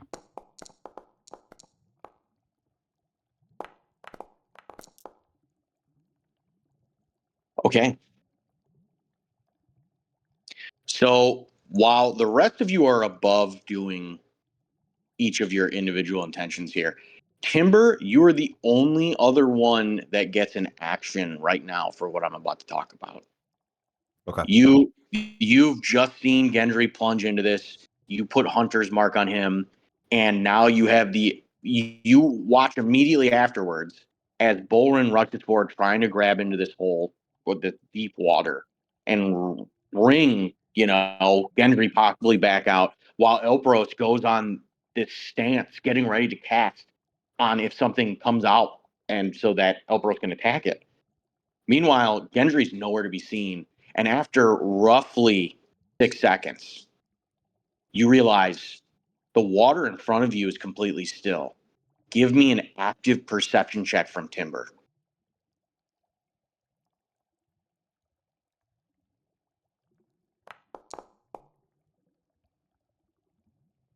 You notice immediately that the shadow is growing exponentially smaller. And I could probably deduce that means it's going to be moving away, right? It looks like it's closing.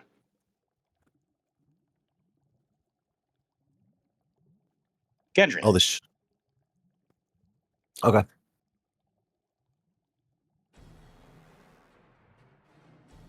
You feel as something brushes up against you in pitch black dark, unaware of whatever the hell this thing even could be. You have no doubt whatever it is very large. Timber, while you're looking on at this shadow, watching as it's growing smaller, what are you doing?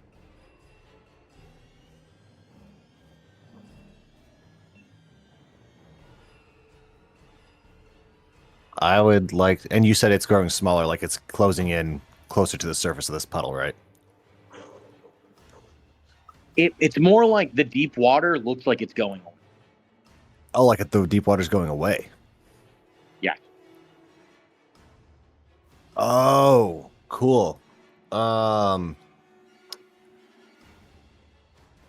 That's okay.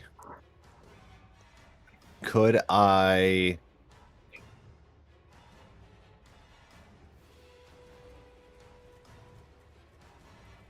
try and sense with the Hunter's Mark magic where Gendry is in the puddles? Which one particularly, or You run over and you look directly down into this shrinking shadow on the ground. And you realize this puddle is so much deeper than you could have ever imagined. Gendry is almost 100 feet away from you, straight down somewhere. The only reason you can even tell is because of the magic from what's there. He's getting further away. 100 feet?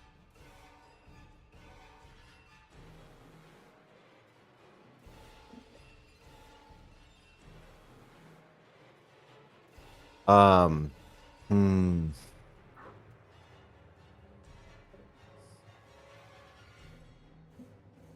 Okay, is this just one single action I get to do? Yeah. Ah, fuck. I mean, you have movement and everything else. It took you 5 feet to get over to this. Sure. Yeah.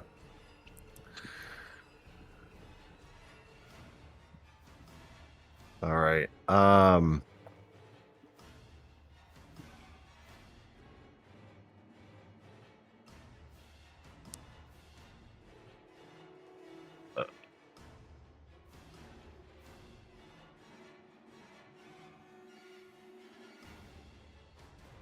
All right.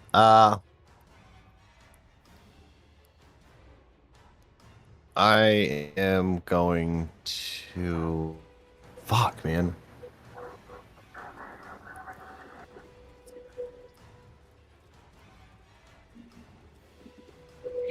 You see a Timber just freezes.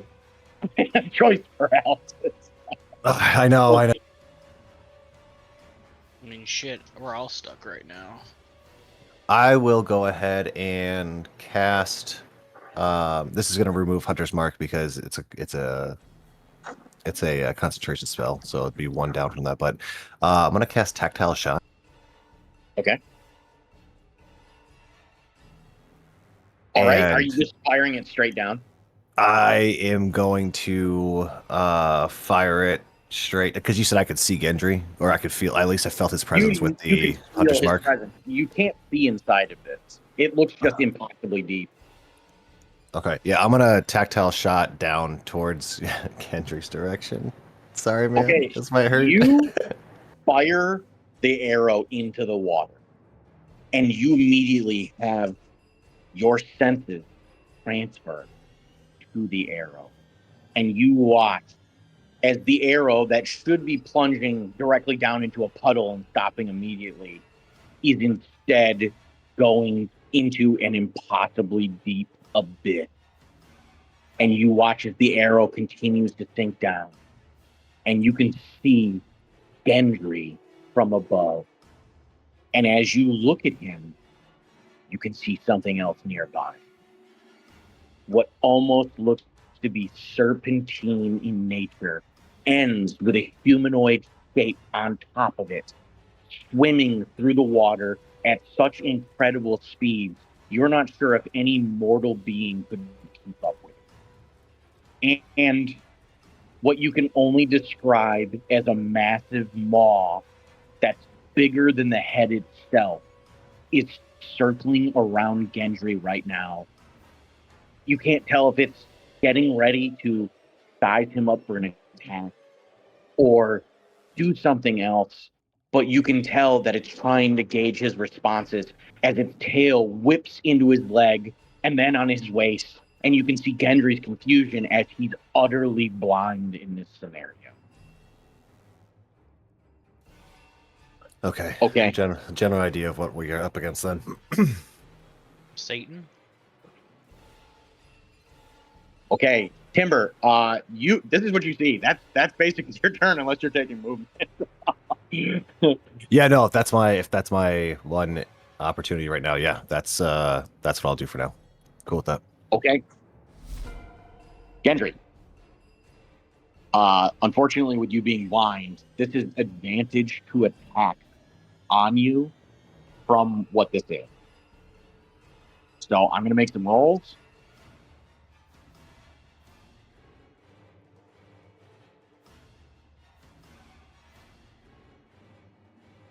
Okay. So you are attacked 3 times, 2 of which hit.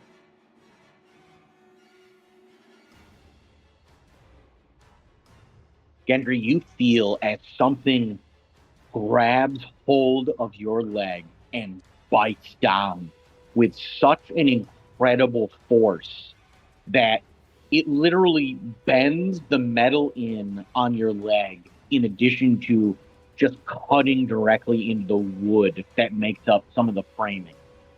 And you can't believe what happened because you feel as teeth break off as it tries to distance itself from your leg as it bites down. In addition to that, you feel as something pierces into your back, as if something was quickly whipped. Timber, you can see the end of this thing's tail is a barbed spike on the end of it. Gendry, I need you to make a Constitution saving.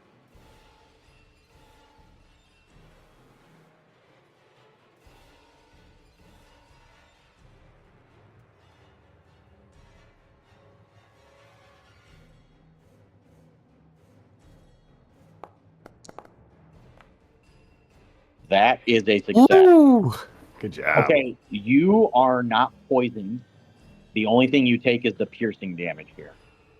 Good thing You I'm take resistant. a grand total. You take a grand total of 23 points of piercing damage. Holy shit. You are not poisoned. Timber, you watch as this thing ferociously attacks Gendry, realizing he's totally blind and has no ability to see it, and is just simply attempting to prey on him. It doesn't notice you. You don't think it cares about the arrow. All it knows is what's in front of it. That said, Gendry, it's your turn.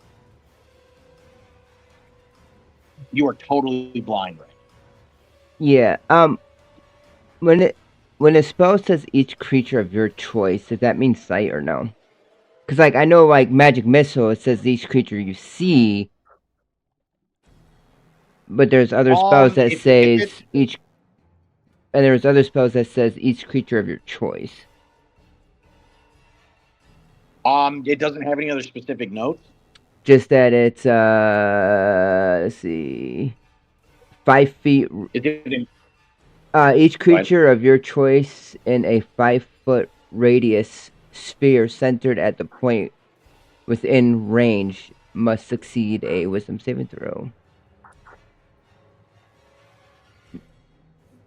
Okay, so unfortunately that means you have to pick a 5-foot square in a 3D dimension, and based on the square you choose would mean you basically pick a creature in that square if it's there. So my thought is, I would say it's Russian roulette. My basically thing is, as it bites me, I cast it instantly. Okay. And because this is all going on simultaneously, I'd say that's acceptable. All right. Okay. That's good logic. All right, go ahead and roll. Or, I'm sorry, cast the spell. Ooh, that's a good one.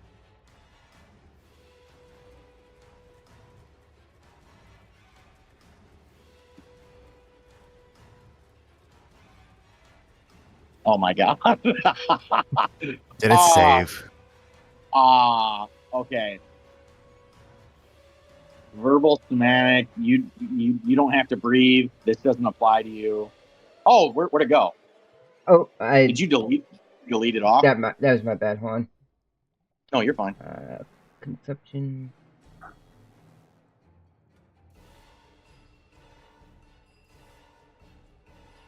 Okay.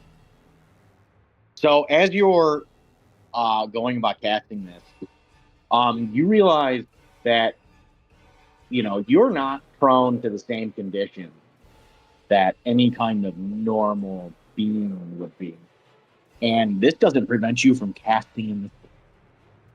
And you go about casting the spell, and Timber, you watch as Gendry goes about casting some kind of spell, and you see as there's this miniature wave that issues out from him as magic is expelled underwater. And you see as this creature, whatever it is, stops dead in its tracks and begins to sink down. Okay, Gendry, you are still blind and have no idea what's going on. Okay, what are you doing? I don't know if I get a sense of which way's up or down. I'll say give me a survival check. Okay. This is going to determine if you figure it out. Because currently, right now, you're sinking. Mm-hmm. And you just don't know which way. You realize you're currently moving downward, sinking down. But I'll go the other way. You need to. Okay, you begin to swim upwards. Mhm. You move a total of 30 feet with all of your. I'm sorry, you move a total of 15 feet with all of your movement going up. Okay, Timber, you realize Gendry is struggling incredibly, trying to get out of this.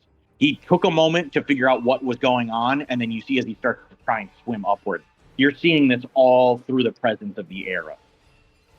Boren. Okay. Oh, As fuck. you have no idea any of this is happening. You just know that Timber ran over to this puddle, stood over it, and shot an arrow down it. You have no idea what the hell. All right, all right. From an outsider looking in, that looks pretty bad. Fuck you, Gendry. I hit it. I swear. Fuck.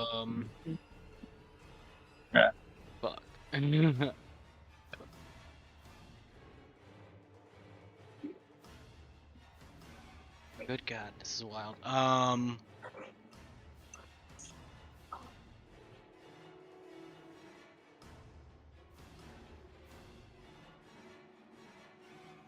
I guess I'll run over to it. Okay. I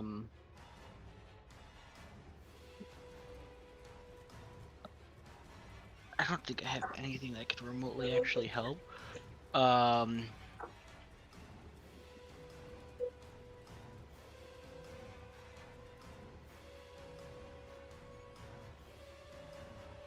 like how all of you are like, I'm not getting in that fucking water. I mean, I don't really want to go in the water. Okay, this is weird, but I'm gonna see what you think about this one. Okay. I have a rope. Okay. Could I tie something heavy to the rope? You could. Can I cast light on said rope? You can. Can I throw it in the water? You can. You take an action to cast light on this. You use your object interaction to pull the rope out.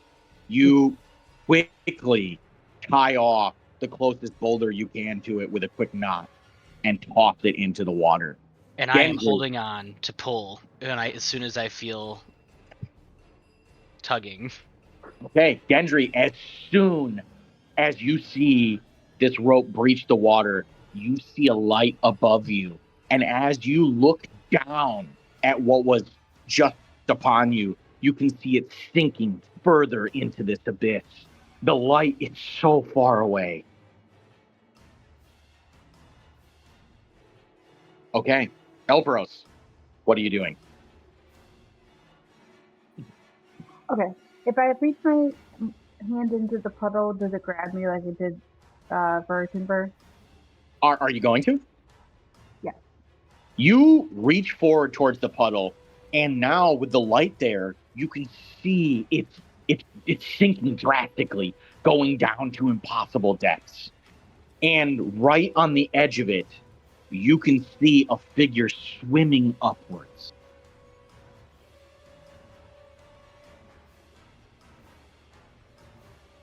I just do it, but I put my hands in the water just like that. As you stick your hand in the water, nothing happens. Oh, fudge. Okay, that's just very sad. But you can see the creature?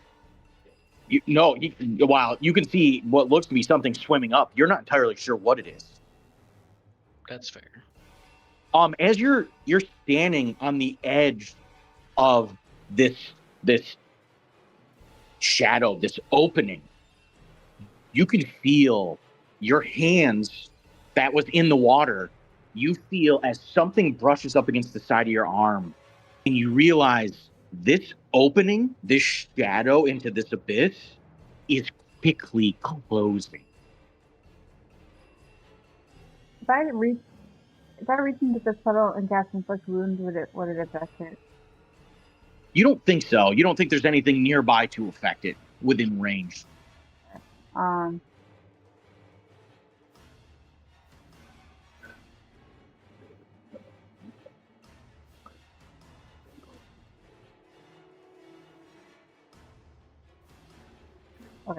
need a second to think.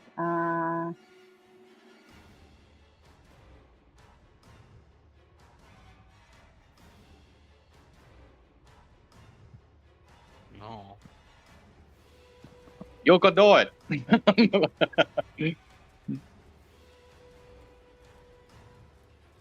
This is what you do for Elpros. You just jump into the puddle and you start swimming down.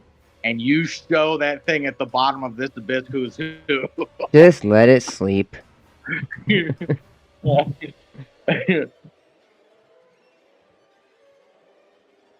mean, I could follow its boulder. What? I could no. No. Chuck a boulder. Never mind. No, not that.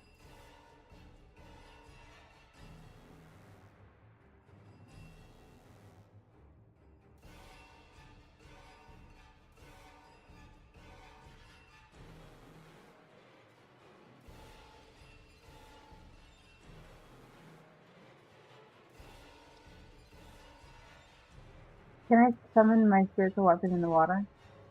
You can. Okay. I guess that's something, I guess, like Jack said. Okay. Do you know what the range on that is by chance? Isn't it only like is- 30 feet? It's 60. 60? But if they can't see within, if they can't see anything within the puddle, I don't know. Okay, so you push it as far down as you can. You go 60 feet. And Gendry, as you're looking up, you see as this spectral weapon appears in the water. We'll say, for the purposes of this, you can see this spectral form, this illuminated form having the light at its back cast down. And you realize immediately that is definitely the direction that Elpros is in, at least. You've seen this numerous times. You have no doubt that your companions are directly above you. What is Elpros' spiritual weapon? I don't know. I'll have to think on that. That's okay. So that's my bonus action. Okay. Is there anything else you'd like to do? No, that's it. Okay. You currently are waiting with bated breath for, whatever's going on with Gendry to happen. Timber, the arrow is continuing to sink down further at this point. And you can, in fact, see that this creature is still indisposed at this current moment. It doesn't appear to be, getting any better from whatever Gendry did to it. Gendry's just desperately continuing to try to swim upwards. What are you doing? So he was 100 feet away, and now he's about roughly, you said he moved 15 feet, so 85 feet? That's correct. Okay. He just used his full movement to go 15 feet. Gotcha. Okay.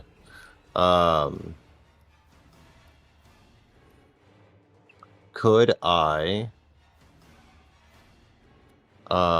would it be plausible, or could I attempt to, let me know. Could I jump in the pool, dash, and swim 80 feet, and then hold my action until Gendry gets me, and then Misty Step? If you Misty Step, you can't take him with you. It's just you. Yeah, Oh, yeah, that'd be Dimension Door, wouldn't it? Yep. Yeah.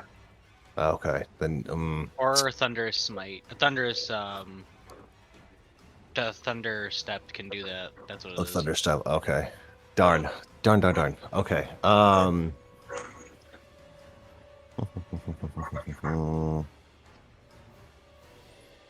that rope is only 50 feet. Yeah. Mm-hmm. You've got about 5 feet of it, so it's actually only about 45 feet. In the water, I mean. Gotcha.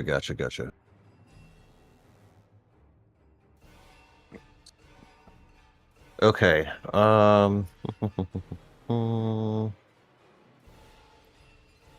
You can do it. yeah, I know, that's what I'm just trying to think of, like...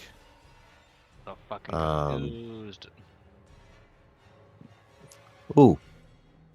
Alright, let me know if I can do this. Can I...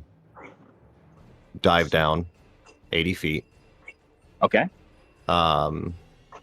With my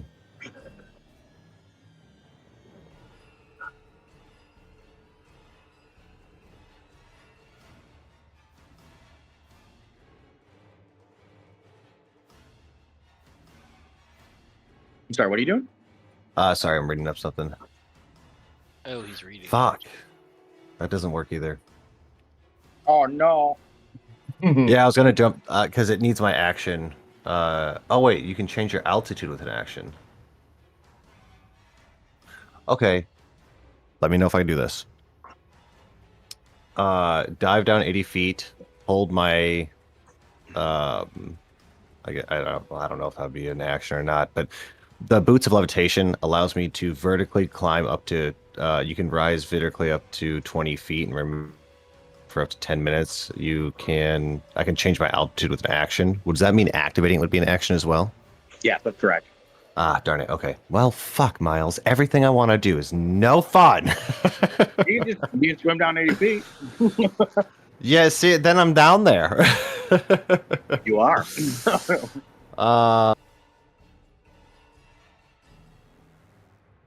Yeah, one more thing I might be able to do. You're really Fuck, making that's an action too. Son of a bitch. Miles is really busting our balls here. Okay. That's all right. This could work. I will actually dive down 40 feet, hold my action until he gets in range, and then cast Thorn Whip on him. Ooh. Ah, okay. And bring him. So are you going to swim down to the bottom of the rope, basically? Yes, exactly. Yep. Bottom of the rope, and because since he can move 15 feet, once he uses his movement, that'll put him right within range of my 30-foot movement, or 30-foot range of Thorn Whip. Okay. Timber, with a splash, you jump into this abyss. And as you continue swimming downwards, this is as natural to you as a fish would be to water. And as you continue going, you're racing in line with the rope that's descending. The rock attached to the edge of it, light cast on the rope. You can see the entire length of the rope is lit. And as you go about chasing this down, you can now visibly see the creature descending, just a silhouette at this point, beneath Gendry. Gendry's continuing to swim upwards. Gendry, you can see Timber at this point waiting as he swims down, stops, and is just hovering above you as you swim towards. Okay. I'm rolling again to see if this. Oh crap! Hold on. I'm trying to decide really quick if I think this creature has good wisdom or not. Make it extra dumb. No, it's huh? I'm gonna make a roll for it regardless, because it says the condition until the end of its next turn, at which it must repeat the save. Yes, but I have portent, so I could basically foresee the future and make him roll my lowest of the two that I have, but it's an 11. So, like, I'm trying to decide if I think that creature has a good enough wisdom with an 11 to beat it a 16 or not. Well, I mean that's a very good question. Tell us, Miles. Tell us. So as I go ahead.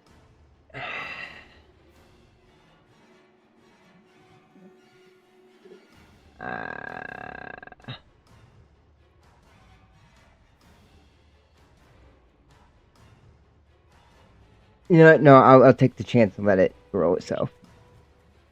Okay. And save it. All right, here we go.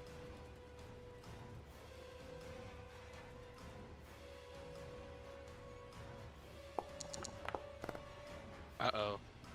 That is a success.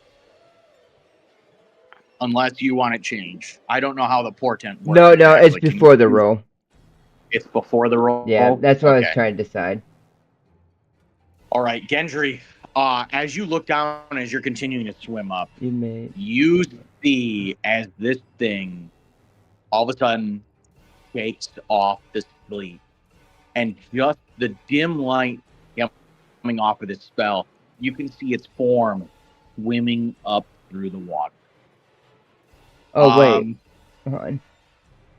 You must choose to do so before the roll. Oh, okay. I would have to say like I will use it, but the roll happens anyways. Is that what it says? Gotcha. I think you must choose to do so before the roll, and you can replace the roll in this way only. Okay, yep. So its turn, it specifically says has the condition until the end of its next turn. Yeah, That no, I was means looking at the it has to portent make a thing. save at the end of its turn, so it doesn't get to move or do anything. Yep. It literally, it only succeeded. The spell no longer affects it. It's that was its whole turn. It is your turn. All right, how much further do I have to I get to Gendry, or get to? You've got another. So you can move, with your normal movement, half speed, swimming through the water. Yeah, but So how much further? You have 40 feet to go. 40? Okay, I'm going to then... let's see.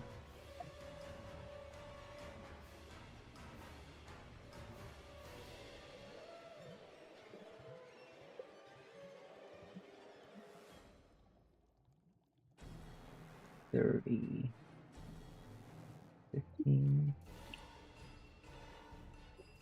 30. If I'm not mistaken, to count this right.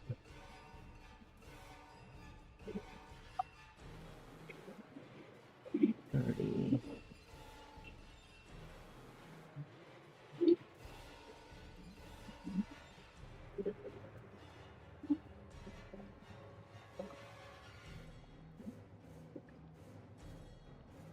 Question for innate spells. Oh no, that's a bonus action. Never mind. It's a bonus action.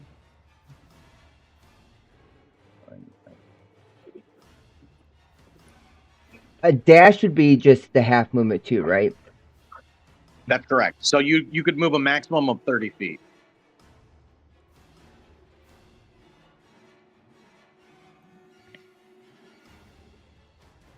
And just as a heads up, 30 feet is within range. So if you're at 40 feet away from me, even if you move to just your regular 15 feet. Well, I'm in range because you got 10 feet reach, right?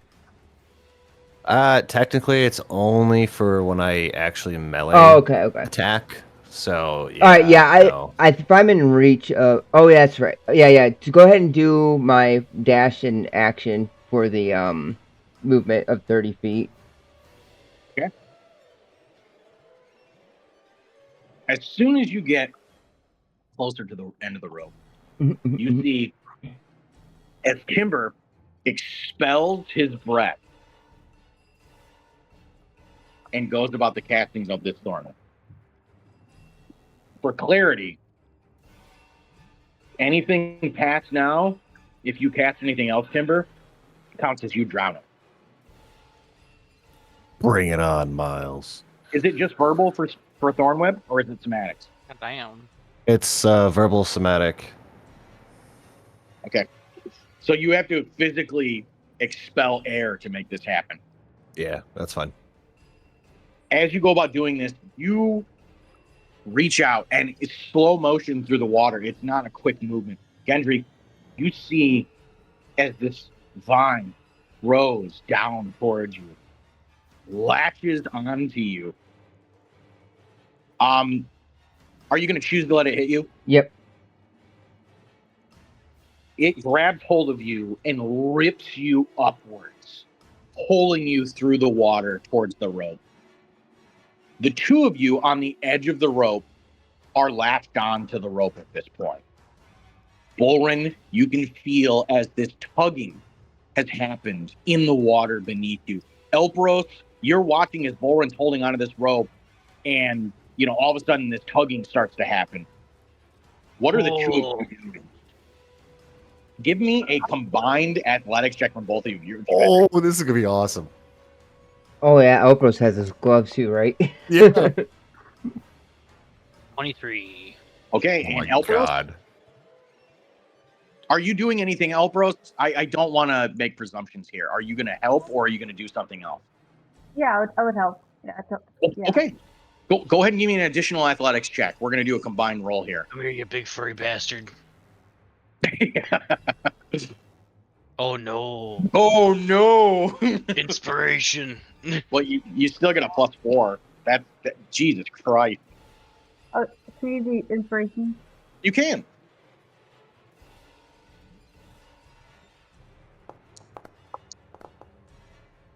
Okay, You better. Nice. realize there is a large amount of combined weight on this. And Boren at first is struggling. You can see he's got a lot in him, but he doesn't have enough for what's going on here. Elpros, you grab hold on the rope and you literally lean back as far as you can, and you feel the magic of the gauntlets immediately flare to life as you begin pulling end over end, grabbing each section of rope. And Boren and you get into a rhythm as you begin yanking this rope up. Gendry, Timber, you feel as you're being pulled up through the water at a drastic rate. The two of you gain 30 feet of movement up towards the surface. Nice. So, Timber, you're sitting there with Gendry attached to the end of this rope as you're pulled upwards. You guys are 15 feet away from the opening of this hole that you can see now. Okay. Good job, guys. Timber, Gendry, it's your turn. Are you just holding onto the rope, or are you continuing to swim up? Oh, swim up the rest of the way. You said we're only 15 feet away, right? Mhm. That's correct. Yeah. Okay. Yeah, swim up Timber, as well. you just immediately make your way up to the surface. The two of you, Bowler and Elbros, you feel as the rope becomes lax all of a sudden. And Timber, gasps as he comes out of the water and crawls up out of this hole. Gendry following behind him a short distance. You can see the hole is closing still at a fairly drastic speed. And Gendry, by the time you climb out of the hole, it's about half the size that it was before. And as the rope is still in the water, you can see the form of something trying to swim up towards the surface. Okay, Bolrin, I'm going to say it is your turn. You watch as these two exit out of the hole, making their way up and out of it, getting clear of the situation. And you see them both struggling, getting back on their feet. And you're watching as whatever this form is quickly speeding up towards the surface. But they are out, right? They are out. That is correct.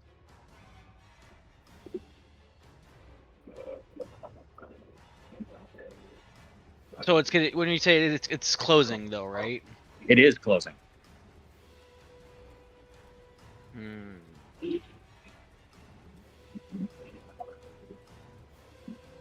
How far away? Like if I moved over, how far away would the creature be from the top? So I mean, realistically, where you're standing right now, you can see down into the water. This thing is speeding towards the surface. I mean, it's still far enough away that it's not in range for melee. You know that much. I mean, you're seeing this thing speeding through the water like a bat out of hell, trying to get to the surface. Can't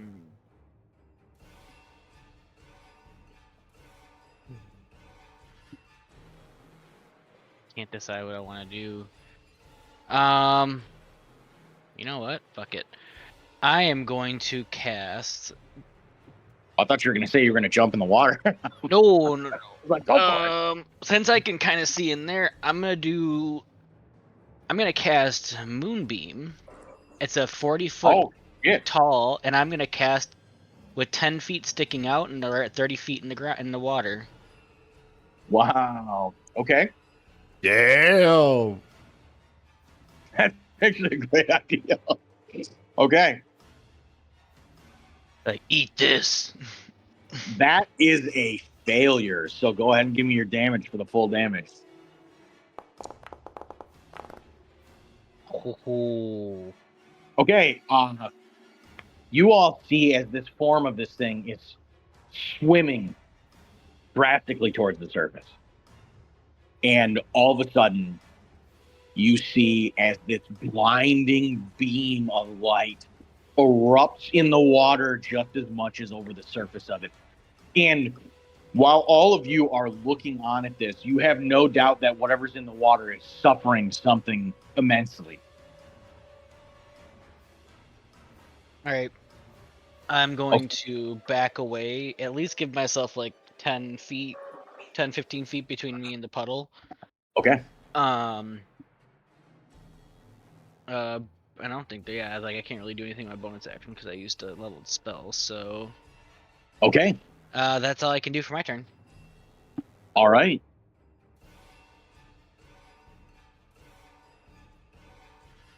Ooh, okay.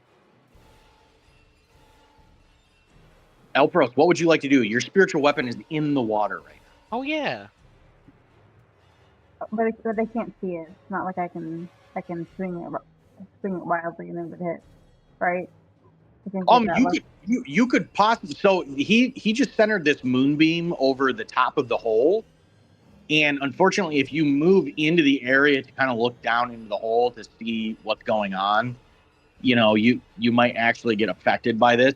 But your spiritual weapon doesn't require you to be there in person, as long as you know like the location of the creature, right? Right. But like, do I know the locate like? We need to look at this. This is very specific wording. I wasn't even gonna. I was gonna cast Guardian. For some reason, it says I always have Guardian of Phase up or prepared. So I was gonna cast Guardian of Phase. So and stand right by the puddle. Gotcha. We're just gonna AoE it to death.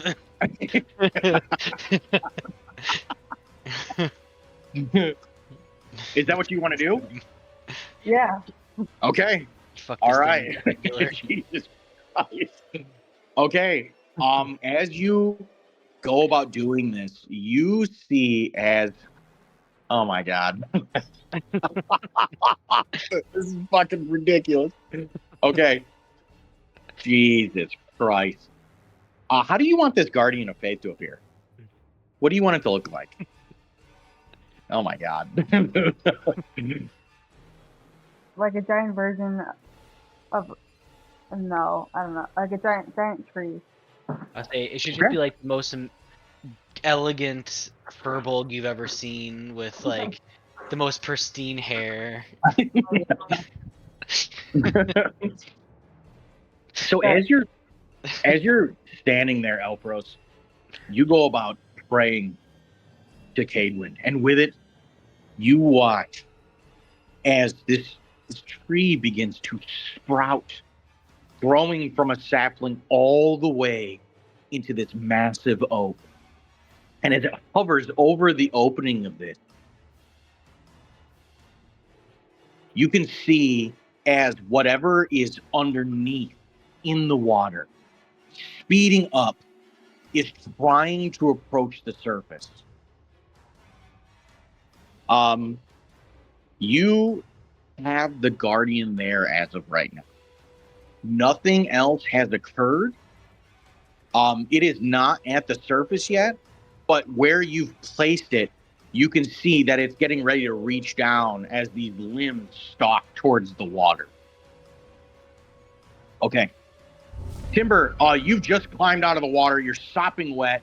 You scramble to get the hell away from this opening that's now being blasted by radiant light, in addition to, this giant spectral tree that's effectively formed over the opening, getting ready to reach down with its tree limbs into the water.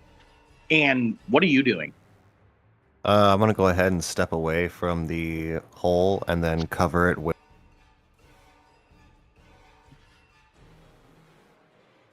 Oh my god. spike growth. Jesus we're Christ. fucking menace. Okay. Timber, as you go about doing this, you've stepped away from the hole. You watch as something races upwards and splashes in the water right at the opening of this hole.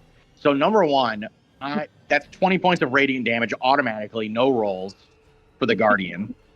That's an additional saving throw for the Moonbeam, which it fails. Go ahead and give me another 2d10. Yay.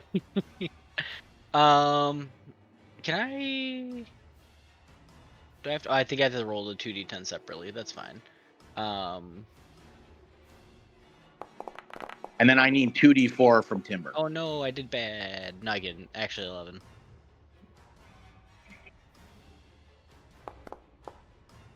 Are you guys fucking kidding me? You guys did 35 points of damage and you're not even near the fucking hole. Yeah. Jesus Christ. At the range of the tree, you get 20 radiant damage. Yeah, he already took it. Yeah. We Oh, took- yeah. And so, like, next turn, Yeah. he's still gonna get an oh no. This is what you do see happen. So the beam is continuously frying whatever this thing is.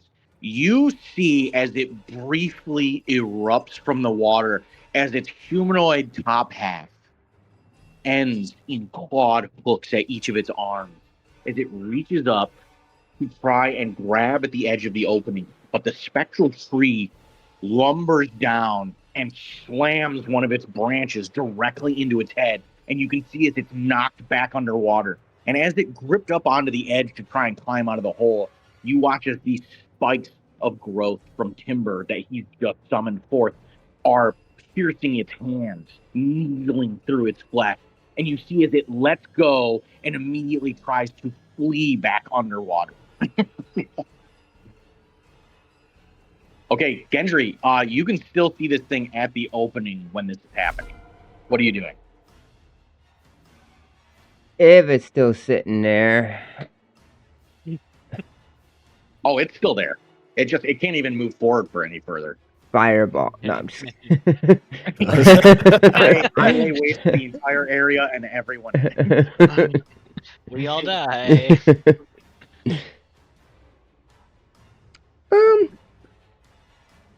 As it tries to rip through, just do a little tap of it.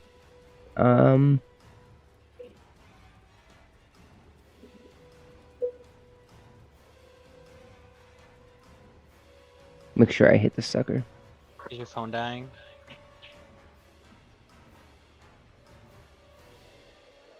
Okay. Hell yeah. Go ahead and give me the roll for damage. Oh my god, you fucking maxed out. So times 3 is 15 points of damage. This is what you see happen.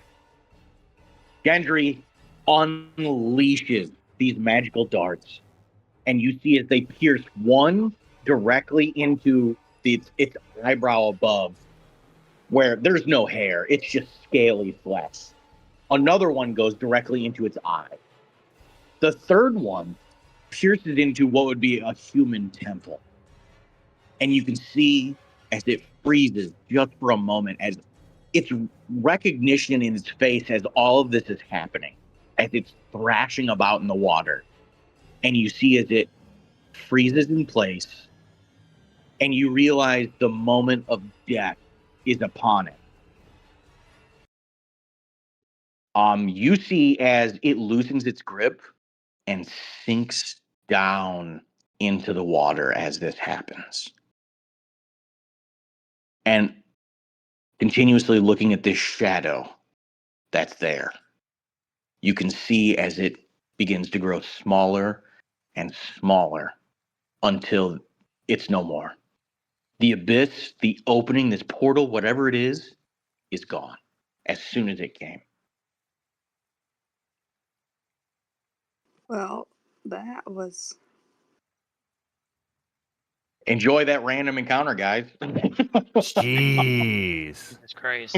You guys handled it really well. I will say. I felt like I was gonna say, I felt like that was like we did You well. guys- Well, and the fact that Gendry was the one that ended up going down and he didn't need to could not have been grieve. better. Oh my God! Talk about playing the cards right, Jesus. So technically, I could see if I prepared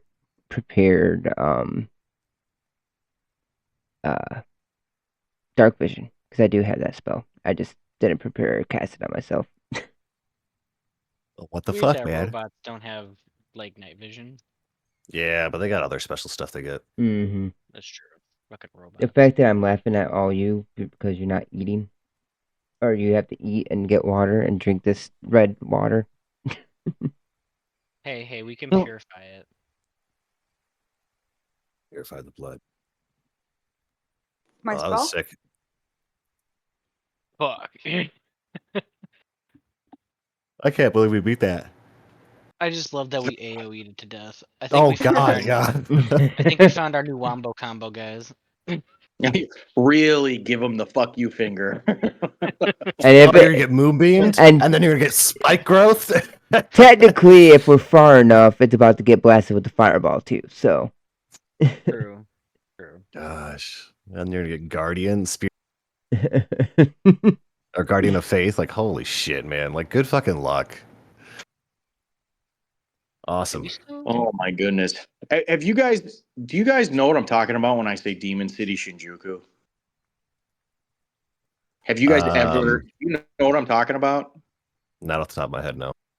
Major anime that was a movie in 1988. This encounter was based off of something directly from that. I'm gonna have to watch that now. Oh, jeez. And I mean, it is literally, I pretty much played a verbatim play for play by what happens. Except in the anime, the movie, it's like almost like a mer-woman kind of style thing. Mm. That's a demon. But like I wanted to just put my own little spin on it. But anyways, it's something I really appreciated from that anime. Oh, sick.